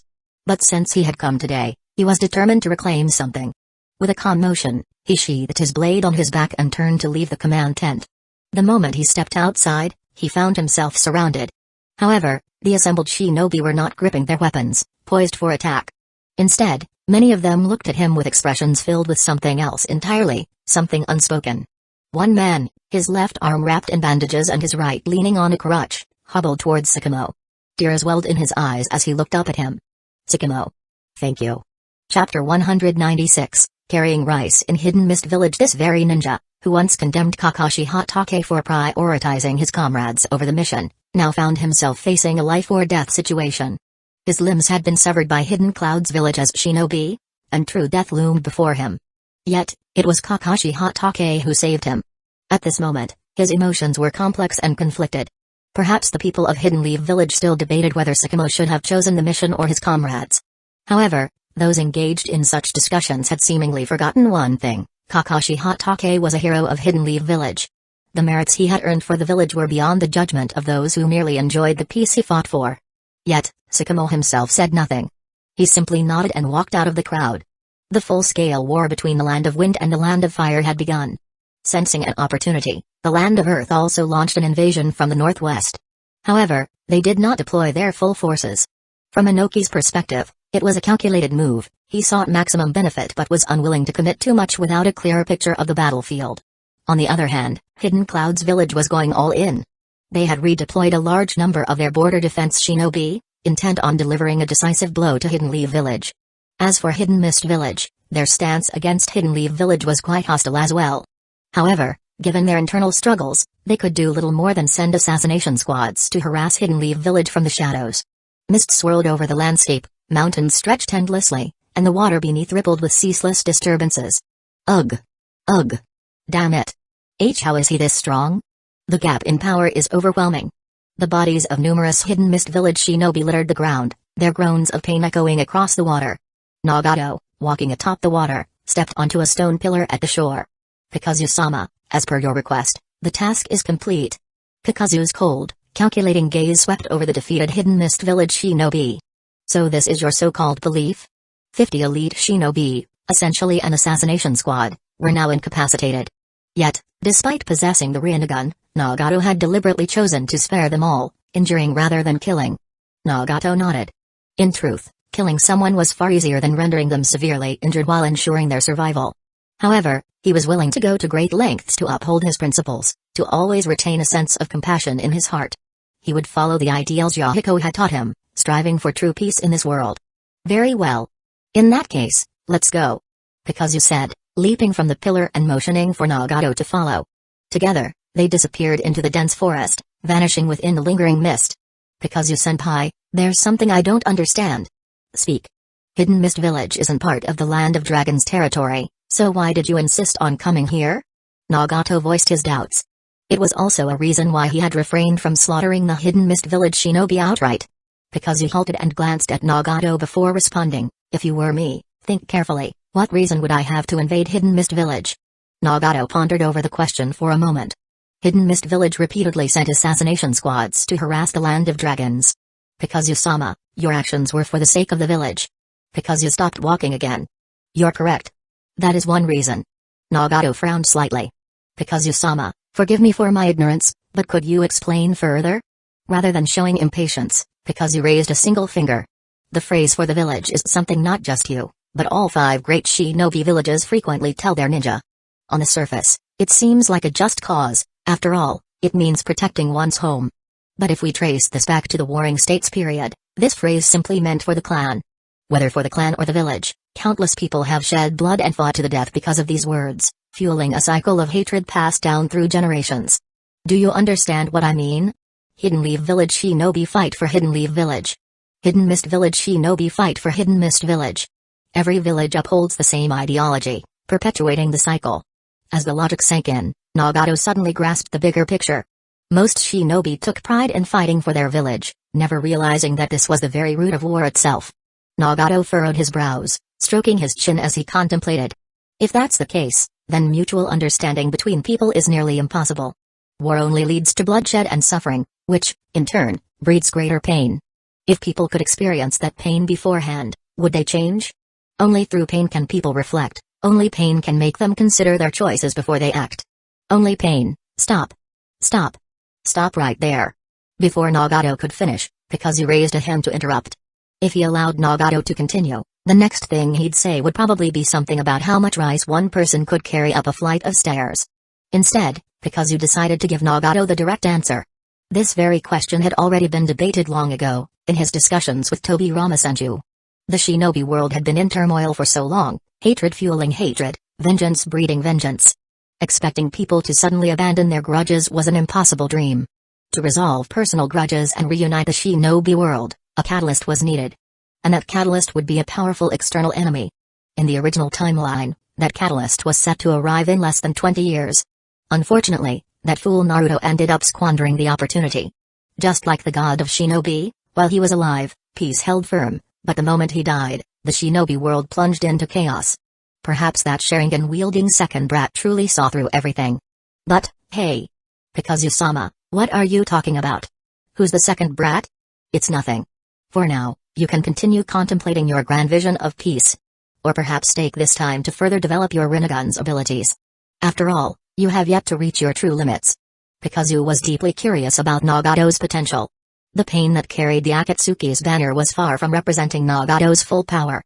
If there was any scene that truly showcased Nagato's combat prowess, it was when the so-called old, weak, and crippled duo made their move. Though they had limitless chakra, they were still bound by their Edo Tensei bodies. And back then, Nagato had the misfortune of running into Kishimoto's golden boy, forcing him off the stage prematurely. His true peak had never been fully displayed in the original timeline. In this life, Kakuzu was eager to see just how far Nagato could grow. The two continued their rampage through Hidden Mist Village. Sticking to his ideals, Nagato refused to take a single life.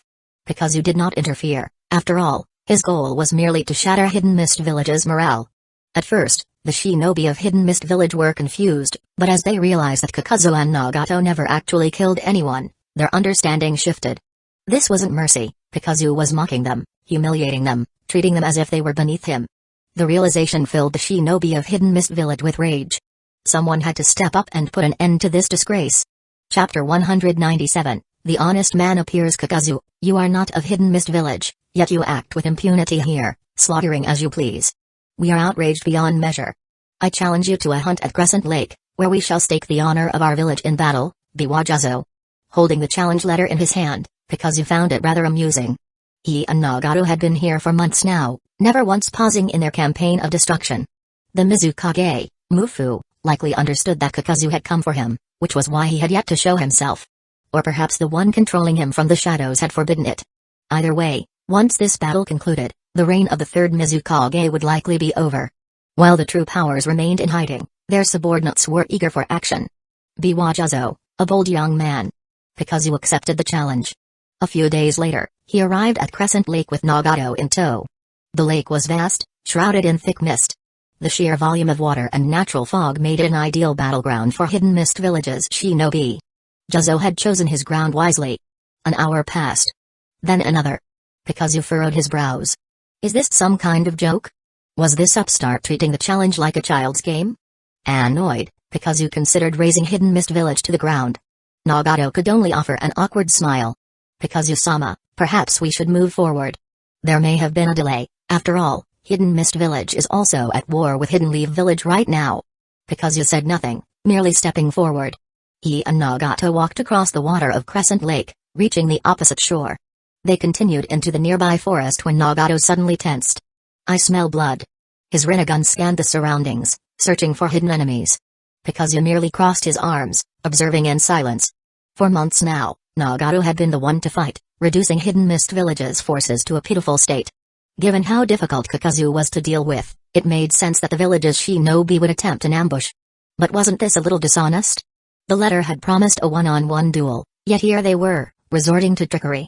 More importantly, was Biwajazo really the type to play such underhanded games? As they moved closer, figures began to take shape in the mist. They could even hear voices.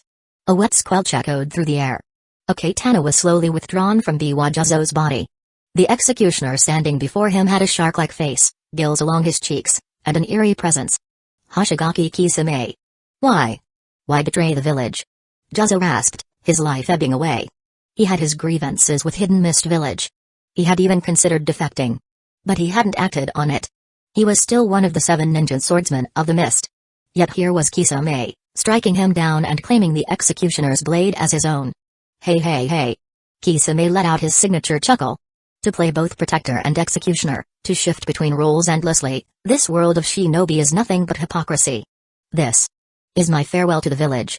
Now, rest in peace. With another thrust, the katana sank into Jazo's chest. He coughed up blood, letting out a final scream before falling silent forever. Kisame swung the executioner's blade in a slow arc, testing its weight. Not bad. Yet despite his words, a flicker of hesitation crossed his face. The blade was strong, but something about it felt off.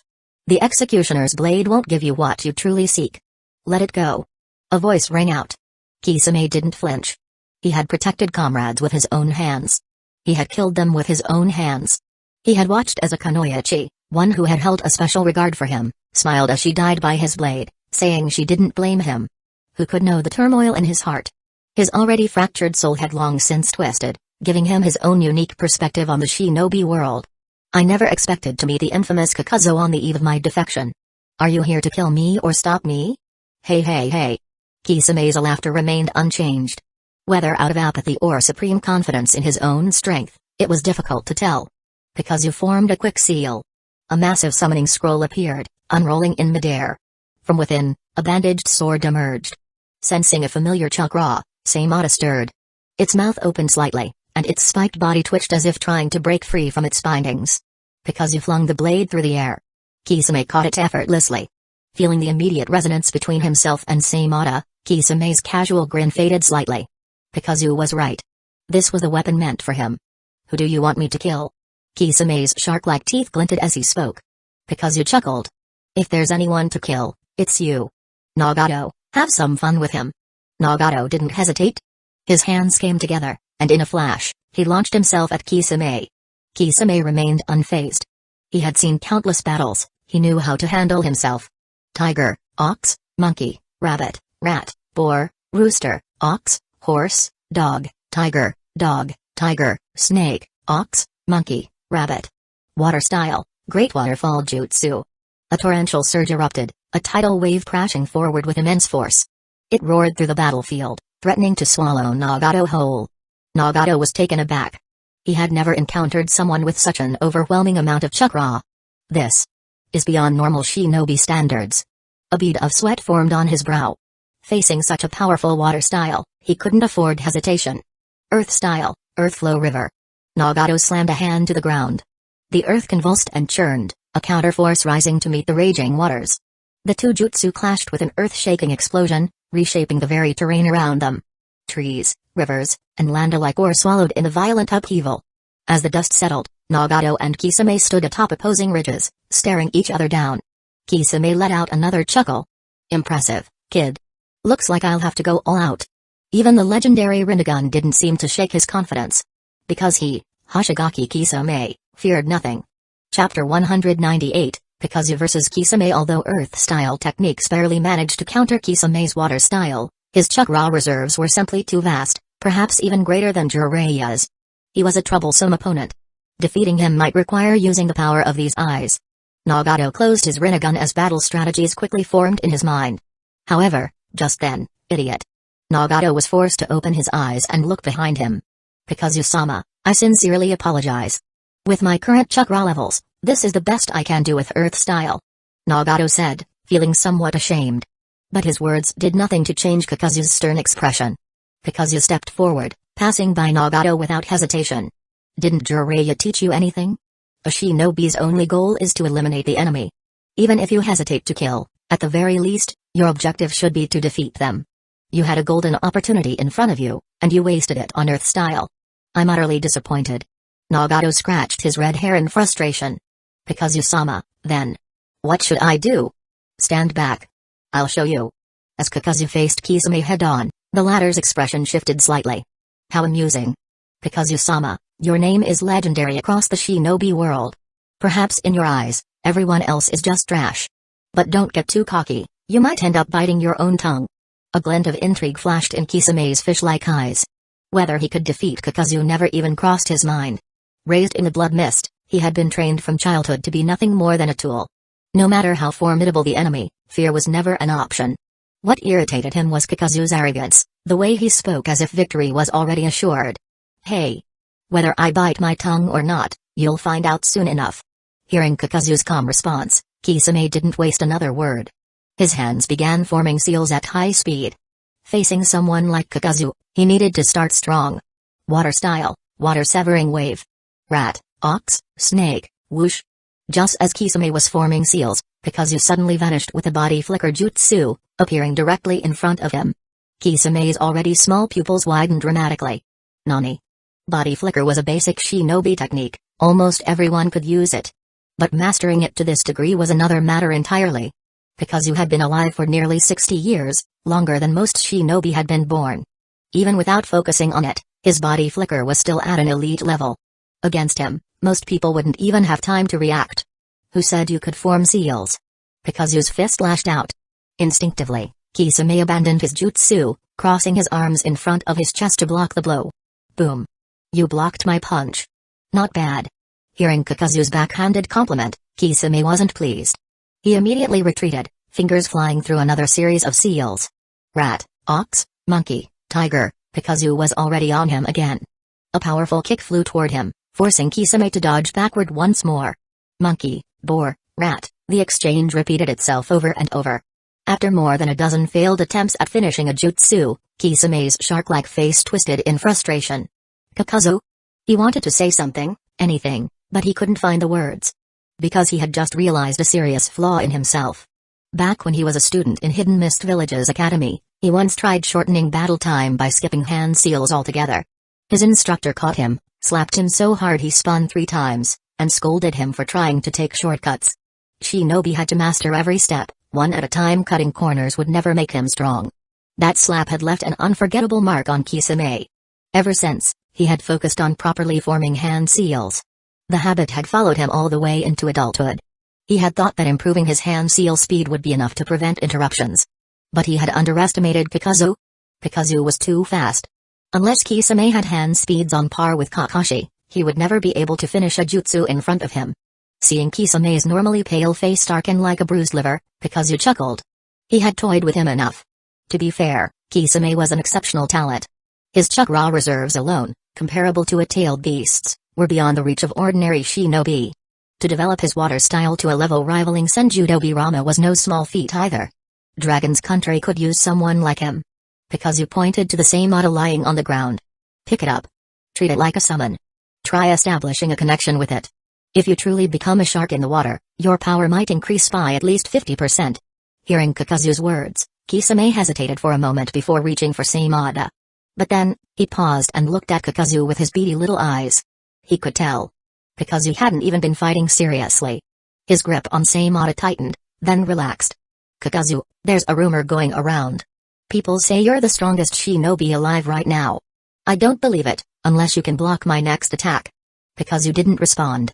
He simply gestured for Kisame to proceed. This time, I'll let him finish his seals.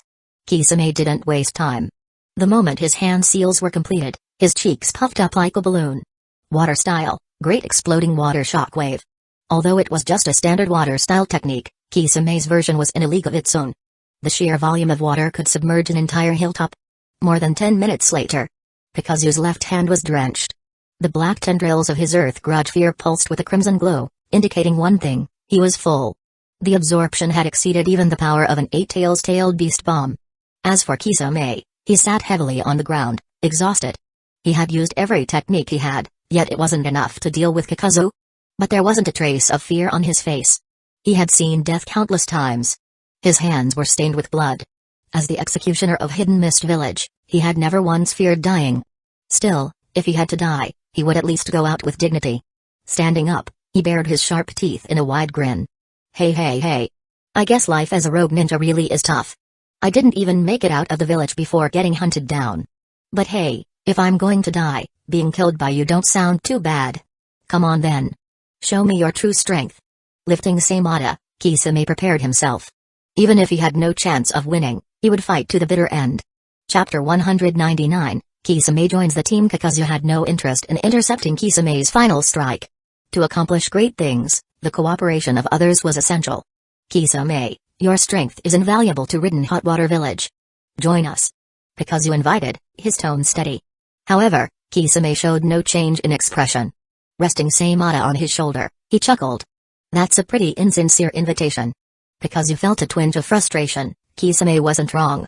If he wanted to recruit someone, there needed to be a compelling reason. His thoughts drifted to the original Akatsuki and the circumstances under which each member had joined.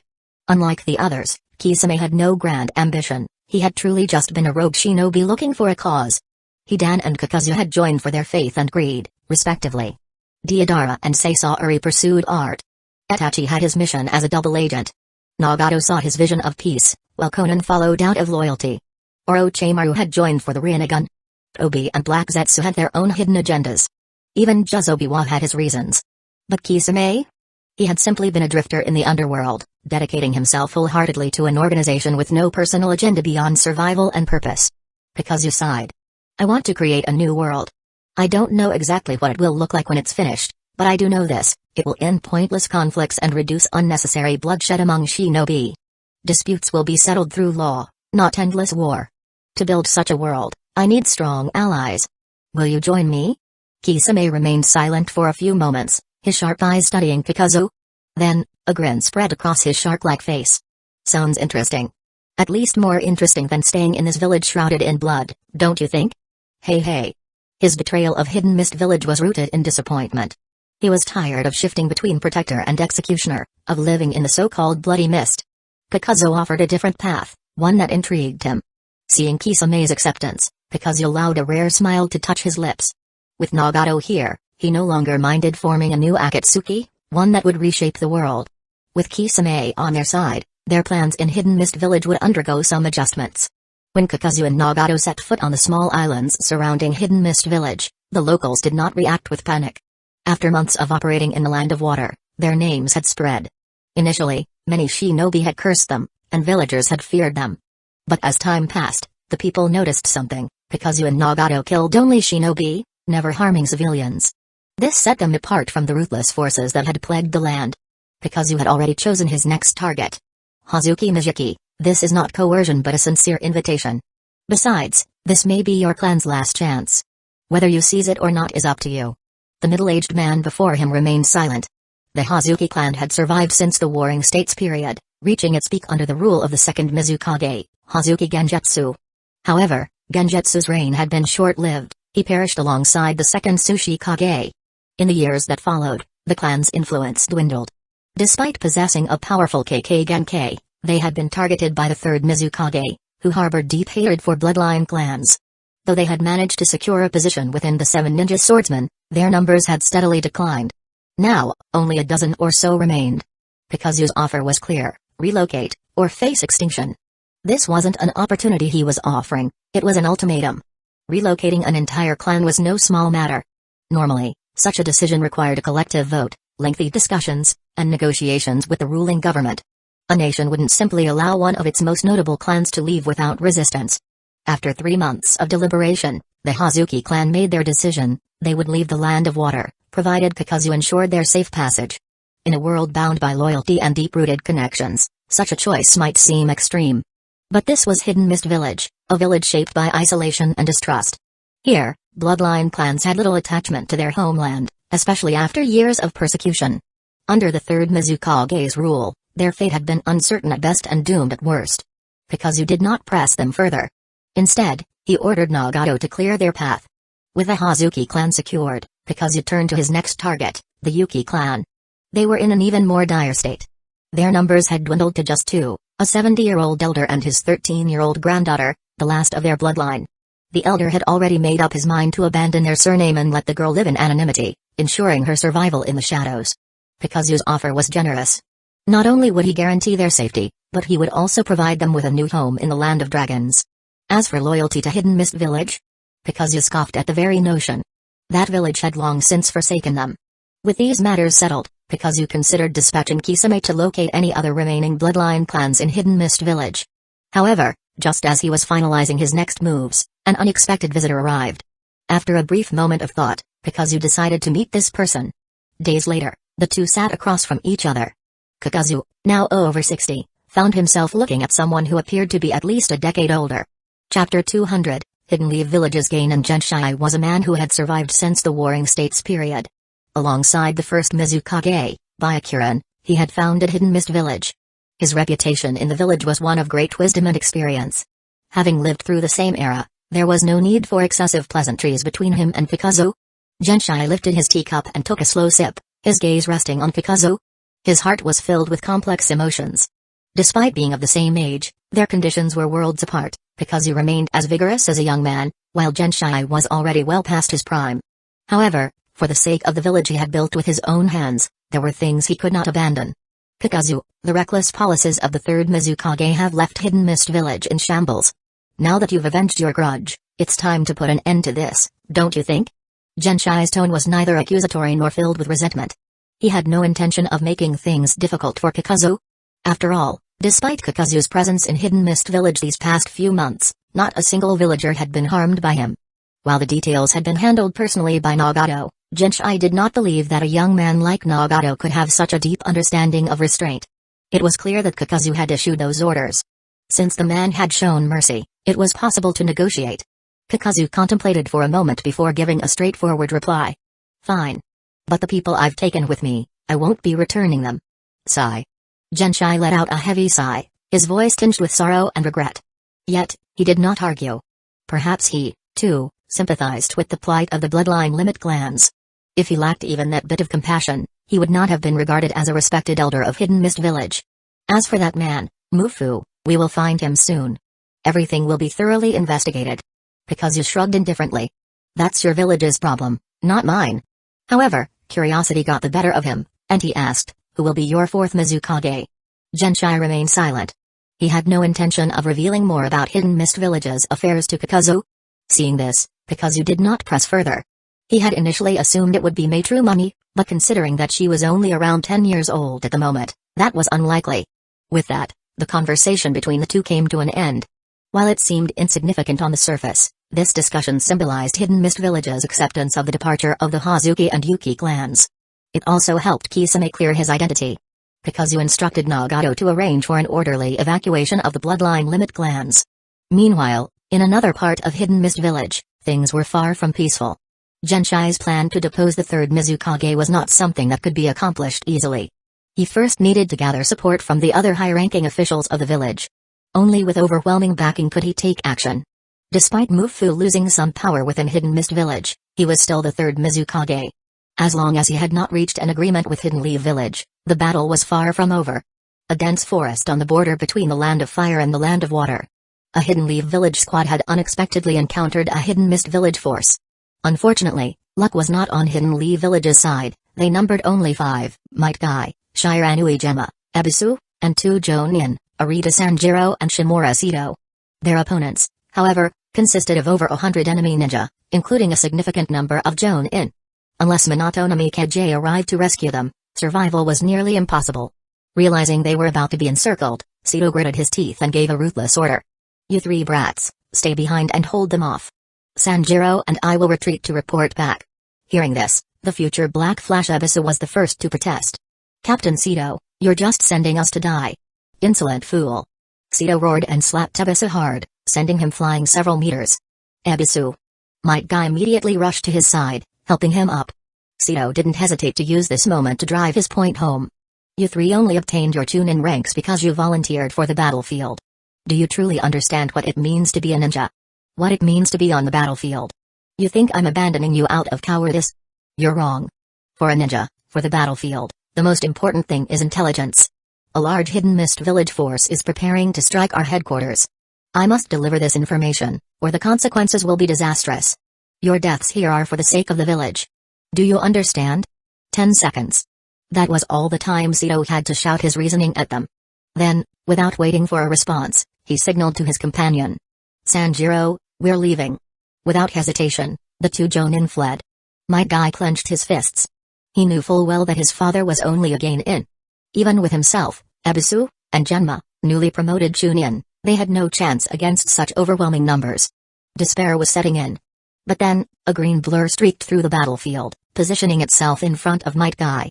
The vibrant green vest was unmistakable. In Hidden Leaf Village, only 2 people wore it. One was Might Guy. The other, father.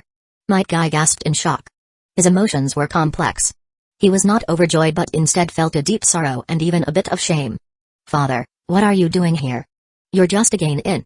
By all logic, someone of Might Dewey's rank should not have been allowed onto the battlefield. Yet, here he was. Might Dewey, however, ignored his son's concerns, focusing instead on the enemy forces that had encircled them. His tone was calm but firm. No time to argue. Run. I will buy you time. Run? Don't be ridiculous, father. They have over 100 ninja, at least half of them Jonin. You can't possibly handle them alone. Might Guy's voice was filled with desperation. He turned back, hoping for help, but saw that Sito and Sanjiro had already stopped running. Might Guy clenched his teeth and lowered his head, his hands pressed together in silent prayer. He could only hope the 2 Jonin would help, even if just by using a few ninjutsu techniques. However, what's a washed-up gainin doing here? Looking for a place to die? Not just that. He's embarrassing Hidden Leaf Village while he's at it. Chapter 201, Burn Brightly, Youth. Might Dewey's arrival did not bring the morale boost one would expect from reinforcements.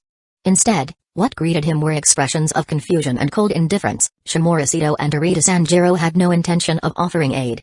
Shiranui Genma and Ebisu clenched their fists, while Might Guy pressed his hands together, barely stopping himself from bowing to the 2 Jonin in desperation.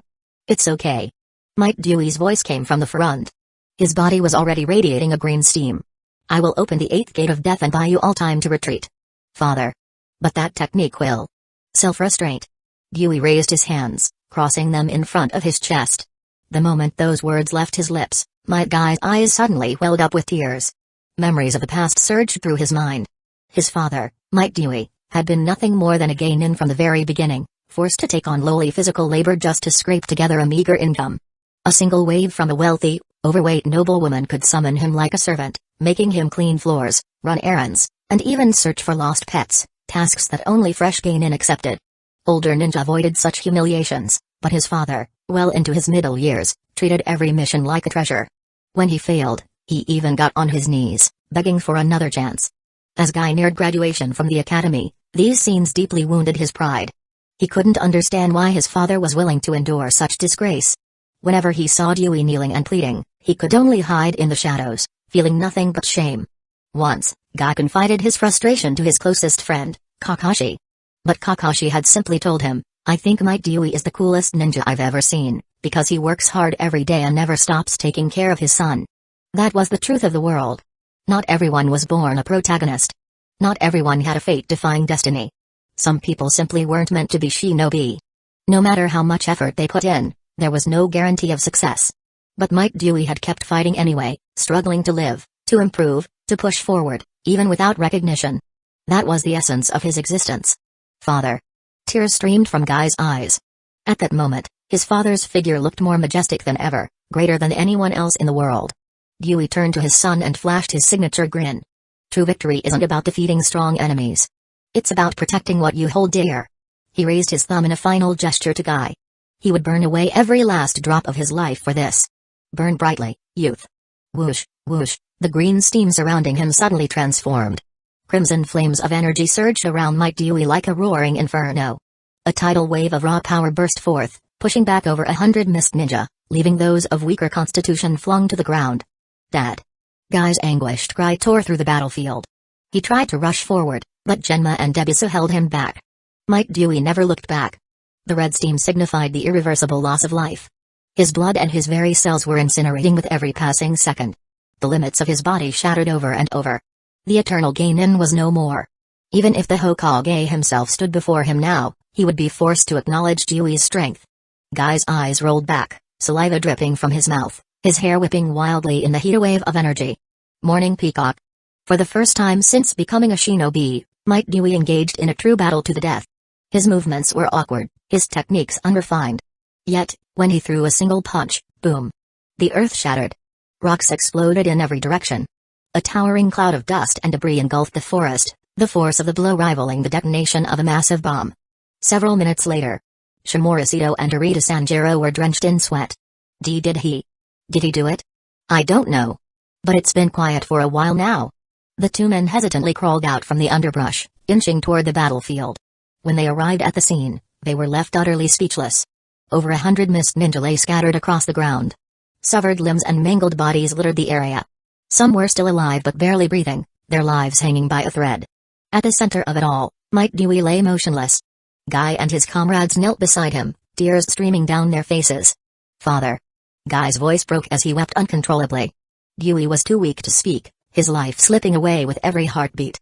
Yet, when his son's tears landed on his face, he forced his hand to rise one final time, his trembling fingers forming a thumbs up. Thank you for believing. Guy. Live on. That is youth. Guy sobbed uncontrollably. Beside him, Shiranui Genma and Debisu turned their faces away, their chests tight with sorrow. The man they had once dismissed as a useless fool had given them the greatest lesson of all. Today, he had shown them what it truly meant to be a ninja, what it truly meant to have unbreakable will. Yet, even in such a moment of grief, there were always those who failed to read the situation. Shimorisido and Arita Sanjiro suddenly rushed forward, they ruthlessly finished off the remaining hidden mist village ninja who were still clinging to life. A few minutes later, after wiping the blood off their faces, they gripped their swords tightly and slowly approached Guy and the others. Staring at the fallen Might Dewey, the two couldn't help but feel a lingering fear. They had mocked and ridiculed Dewey countless times in the past, but now, in hindsight, they were relieved that he had never held a grudge. If he had unleashed that terrifying Eight Gates power on them, the entire Hidden Lee village might have been shaken to its core. But none of that mattered anymore. They could clearly sense that Dewey's life force was fading fast. Right now, he was no longer a threat to them. Hey! Such a terrifying taijutsu. Looks like it's going to be lost in Hidden Lee Village's long history. Hey, brats, you know what to say when we get back, right? We three stood our ground against the Hidden Mist Village forces and wiped out over 100 enemy ninja. What? Hearing this, Ebisu and Genma couldn't hold back their outrage. You two cowards were hiding the whole time. It was Uncle Dewey who took down all those hidden Mist Village ninja. What does this have to do with you? The moment Genma finished speaking, Sanjiro or Ida slapped him across the face without hesitation. You idiot. Do you have any idea what you're saying? Arita barked. The 8 Gates is far too powerful. This kind of technique must be classified as an S-rank secret of Hidden Leaf Village. We can't let outsiders know about it. Everything we're doing is for Hidden Leaf Village's sake. Got it? Feeling the sheer pressure from these two Jonin, Genma and Ebisu clenched their teeth in frustration. If not for the vast difference in strength, they would have already taught these bastards a lesson. Seeing their unwilling expressions, Kitashimura sighed, as if making a small concession. Fine, fine. When we report to the Hokage, we'll say that the two of us led the main attack, and he. Shimura nudged Might Dewey's lifeless body with his foot. He supported us from the side and ultimately sacrificed himself, allowing us to secure victory. Understood? Just as Shimura finished speaking, a hand suddenly clamped down on his shoulder. You. What did you just say? Chapter 202, continuing to write the story of youth. Shimura Sito glanced to the side with a puzzled expression and found that Arita Sanjiro was also looking back at him with the same confusion. It was only then that they realized someone had appeared behind them. Who's there? Both of them swiftly maneuvered into a defensive stance, widening the distance between themselves and the newcomer. When they finally laid eyes on the unfamiliar figure, Arita Sanjiro instinctively gripped his weapon, preparing for battle. However, before he could make a move, Shimura Sito reached out to stop him. What are you doing? Stand down. Shimura Sito shot him a look of disdain. This fool was too short-sighted. How could he not recognize the person before them? Truly blind. Lowering his guard, Shimura Sito stepped forward and bowed respectfully. Lord Kakuzu, I am Shimura Sito of the Shimura clan. I never expected you to personally came to this place. It is truly an honor. Hearing Shimura Sito's words, Arita Sanjiro was stunned. Even Ebisu and the others were taken aback, while Guy, still somewhat confused, lifted his head in uncertainty. Kakuzu, however, ignored their shock. He walked steadily toward Might Dewey, who was now visibly reddened from the extreme heat his body had endured. He placed a hand on Dewey's wrist, feeling his pulse, and quickly arrived at a conclusion. The flow of chakra is beyond saving. His life force is steadily depleting. Once the energy in his heart is completely exhausted, there will be no turning back. Lord Kakuzu, is there any way to save my father? Tears streaked down Guy's face, but his young eyes shone with hope. He had never been good at remembering names, yet he had once heard Kakashi mention Kakuzu in passing. This time, he had somehow managed to recall the name correctly, a rarity for him. Judging by his pulse, your father has at most 3 minutes left. However, there may still be a way. As he spoke, Kakuzu recalled how Naruto had saved lives using yin-yang release in the original events. That power, capable of creating life itself, was what had allowed Kakashi to avoid becoming permanently one-eyed. But Kakuzu was not someone who relied on cheats, he preferred practical, replicable methods. He placed a hand on Might Dewey's chest and formed a single-handed seal.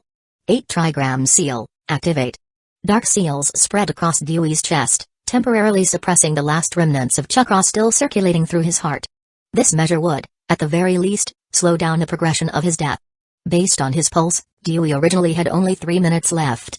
Now, he had roughly an hour. Time was precious. Without further explanation, Kakuzu quickly formed hand seals. Summoning jutsu.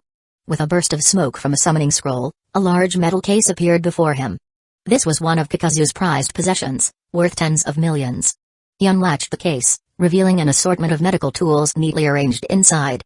He pulled out 5 syringes. Before anyone could react, the needles had already been plunged into their arms, drawing blood samples. He also extracted a small amount of Dewey's blood and mixed it with pre-prepared samples for analysis. Kakuzu's methods were crude. This was a battlefield, after all. There were no proper medical facilities, no advanced equipment. Improvisation was necessary. At the same time, he ordered Might Guy and the others to search for any mist ninja who might still be alive. Any survivors were to be brought over immediately. Half an hour later, over a dozen mist ninja lay sprawled across the ground. Kakuzu had stabilized their conditions just enough to keep them alive for the time being. Soon after, the blood test results came in. I need a specific blood type, but unfortunately, neither of you are a match. Ebisu and Shiranui Genma exchanged glances, disappointment evident in their eyes. Lord Kakuzu, is there anything else we can do? Yes, we want to help Dewey-san. Their eagerness was apparent. Kakuzu nodded and handed them a set of syringes. Then help me draw blood. You should have learned basic medical procedures at the academy. Genma and Ebisu accepted the tools with determination, while Guy immediately rolled up his sleeve, ready to contribute his own blood. No. Kakuzu shook his head. Your body hasn't fully developed yet. You can't provide enough blood to make a difference. His sharp gaze shifted to Shimura Sito and Arita Sanjiro. Both men instinctively flinched. You two played a part in this battle. When you return, the Hokage will reward you well. Everything we do here is for the good of Hidden Leaf Village, understand? With one sentence, Kakuzu encapsulated their ideals. The words they had spoken before were now coming back to haunt them. And against Kakuzu, did they truly have any power to resist? In the end, they could only grit their teeth and extend their arms. What they failed to notice was the slight smirk that tugged at Kakuzu's lips. Their precious blood was drawn without hesitation, flowing freely into storage. Now came the most crucial step. Threads of black tendrils emerged from Kakuzu's body, extending toward Might Dewey and one of the Mist Ninja who was barely clinging to life. He began transferring the vitality from the dying Mist Ninja into Dewey's body. This process was merely a temporary solution, stabilizing Dewey's waning life force for the time being. Might Dewey's body was still severely depleted, his veins and meridians completely drained. 3 days passed in the blink of an eye. When looking at the scene once more, things had changed. Ebisu and Shiranui Gemma, who had been helping out, were now sprawled on the ground from exhaustion. The relentless effort over the past few days had pushed them to their limits, and now it was Might Guy who was taking care of them. On the other side, Shimura Sito and Arita Sanjiro were in a far worse state. Their skeletal hands reached out weakly. It was hard to tell whether they were begging for help or mercy. Kakuzu? I can't do this anymore. After days of grueling effort, Shimura Sito felt completely spent. He had lost so much weight that his body had begun to break down. If this continued, he might not survive. Beside him, Arita Sanjiro had already closed his eyes. Whether he had simply fallen unconscious from exhaustion or something worse had happened, there was no sign of movement. Kakuzu walked over and patted him on the shoulder. Don't worry. When we return, I'll personally report your contributions to the Hokage. Your efforts in repelling Hidden Mist Village were invaluable. Hearing this, Shimura Sito almost burst into tears. What use was recognition if he didn't even have his life? With his body in this condition, would he even be able to continue as a shinobi? He recalled the words of the great Denzo-sama, those who are no longer useful to the village should disappear from this world on their own. Might Guy ran over and looked at Kakuzu. Lord Kakuzu, thank you. It's nothing. Your father is a great man. Kakuzu reached out and ruffled Guy's bowl-cut hair. Might Dewey's life had been saved, but his meridians were beyond repair. For the rest of his life, he would likely be confined to a wheelchair. Even so, Kakuzu believed that father and son would continue to write their own legend of youth in the days to come.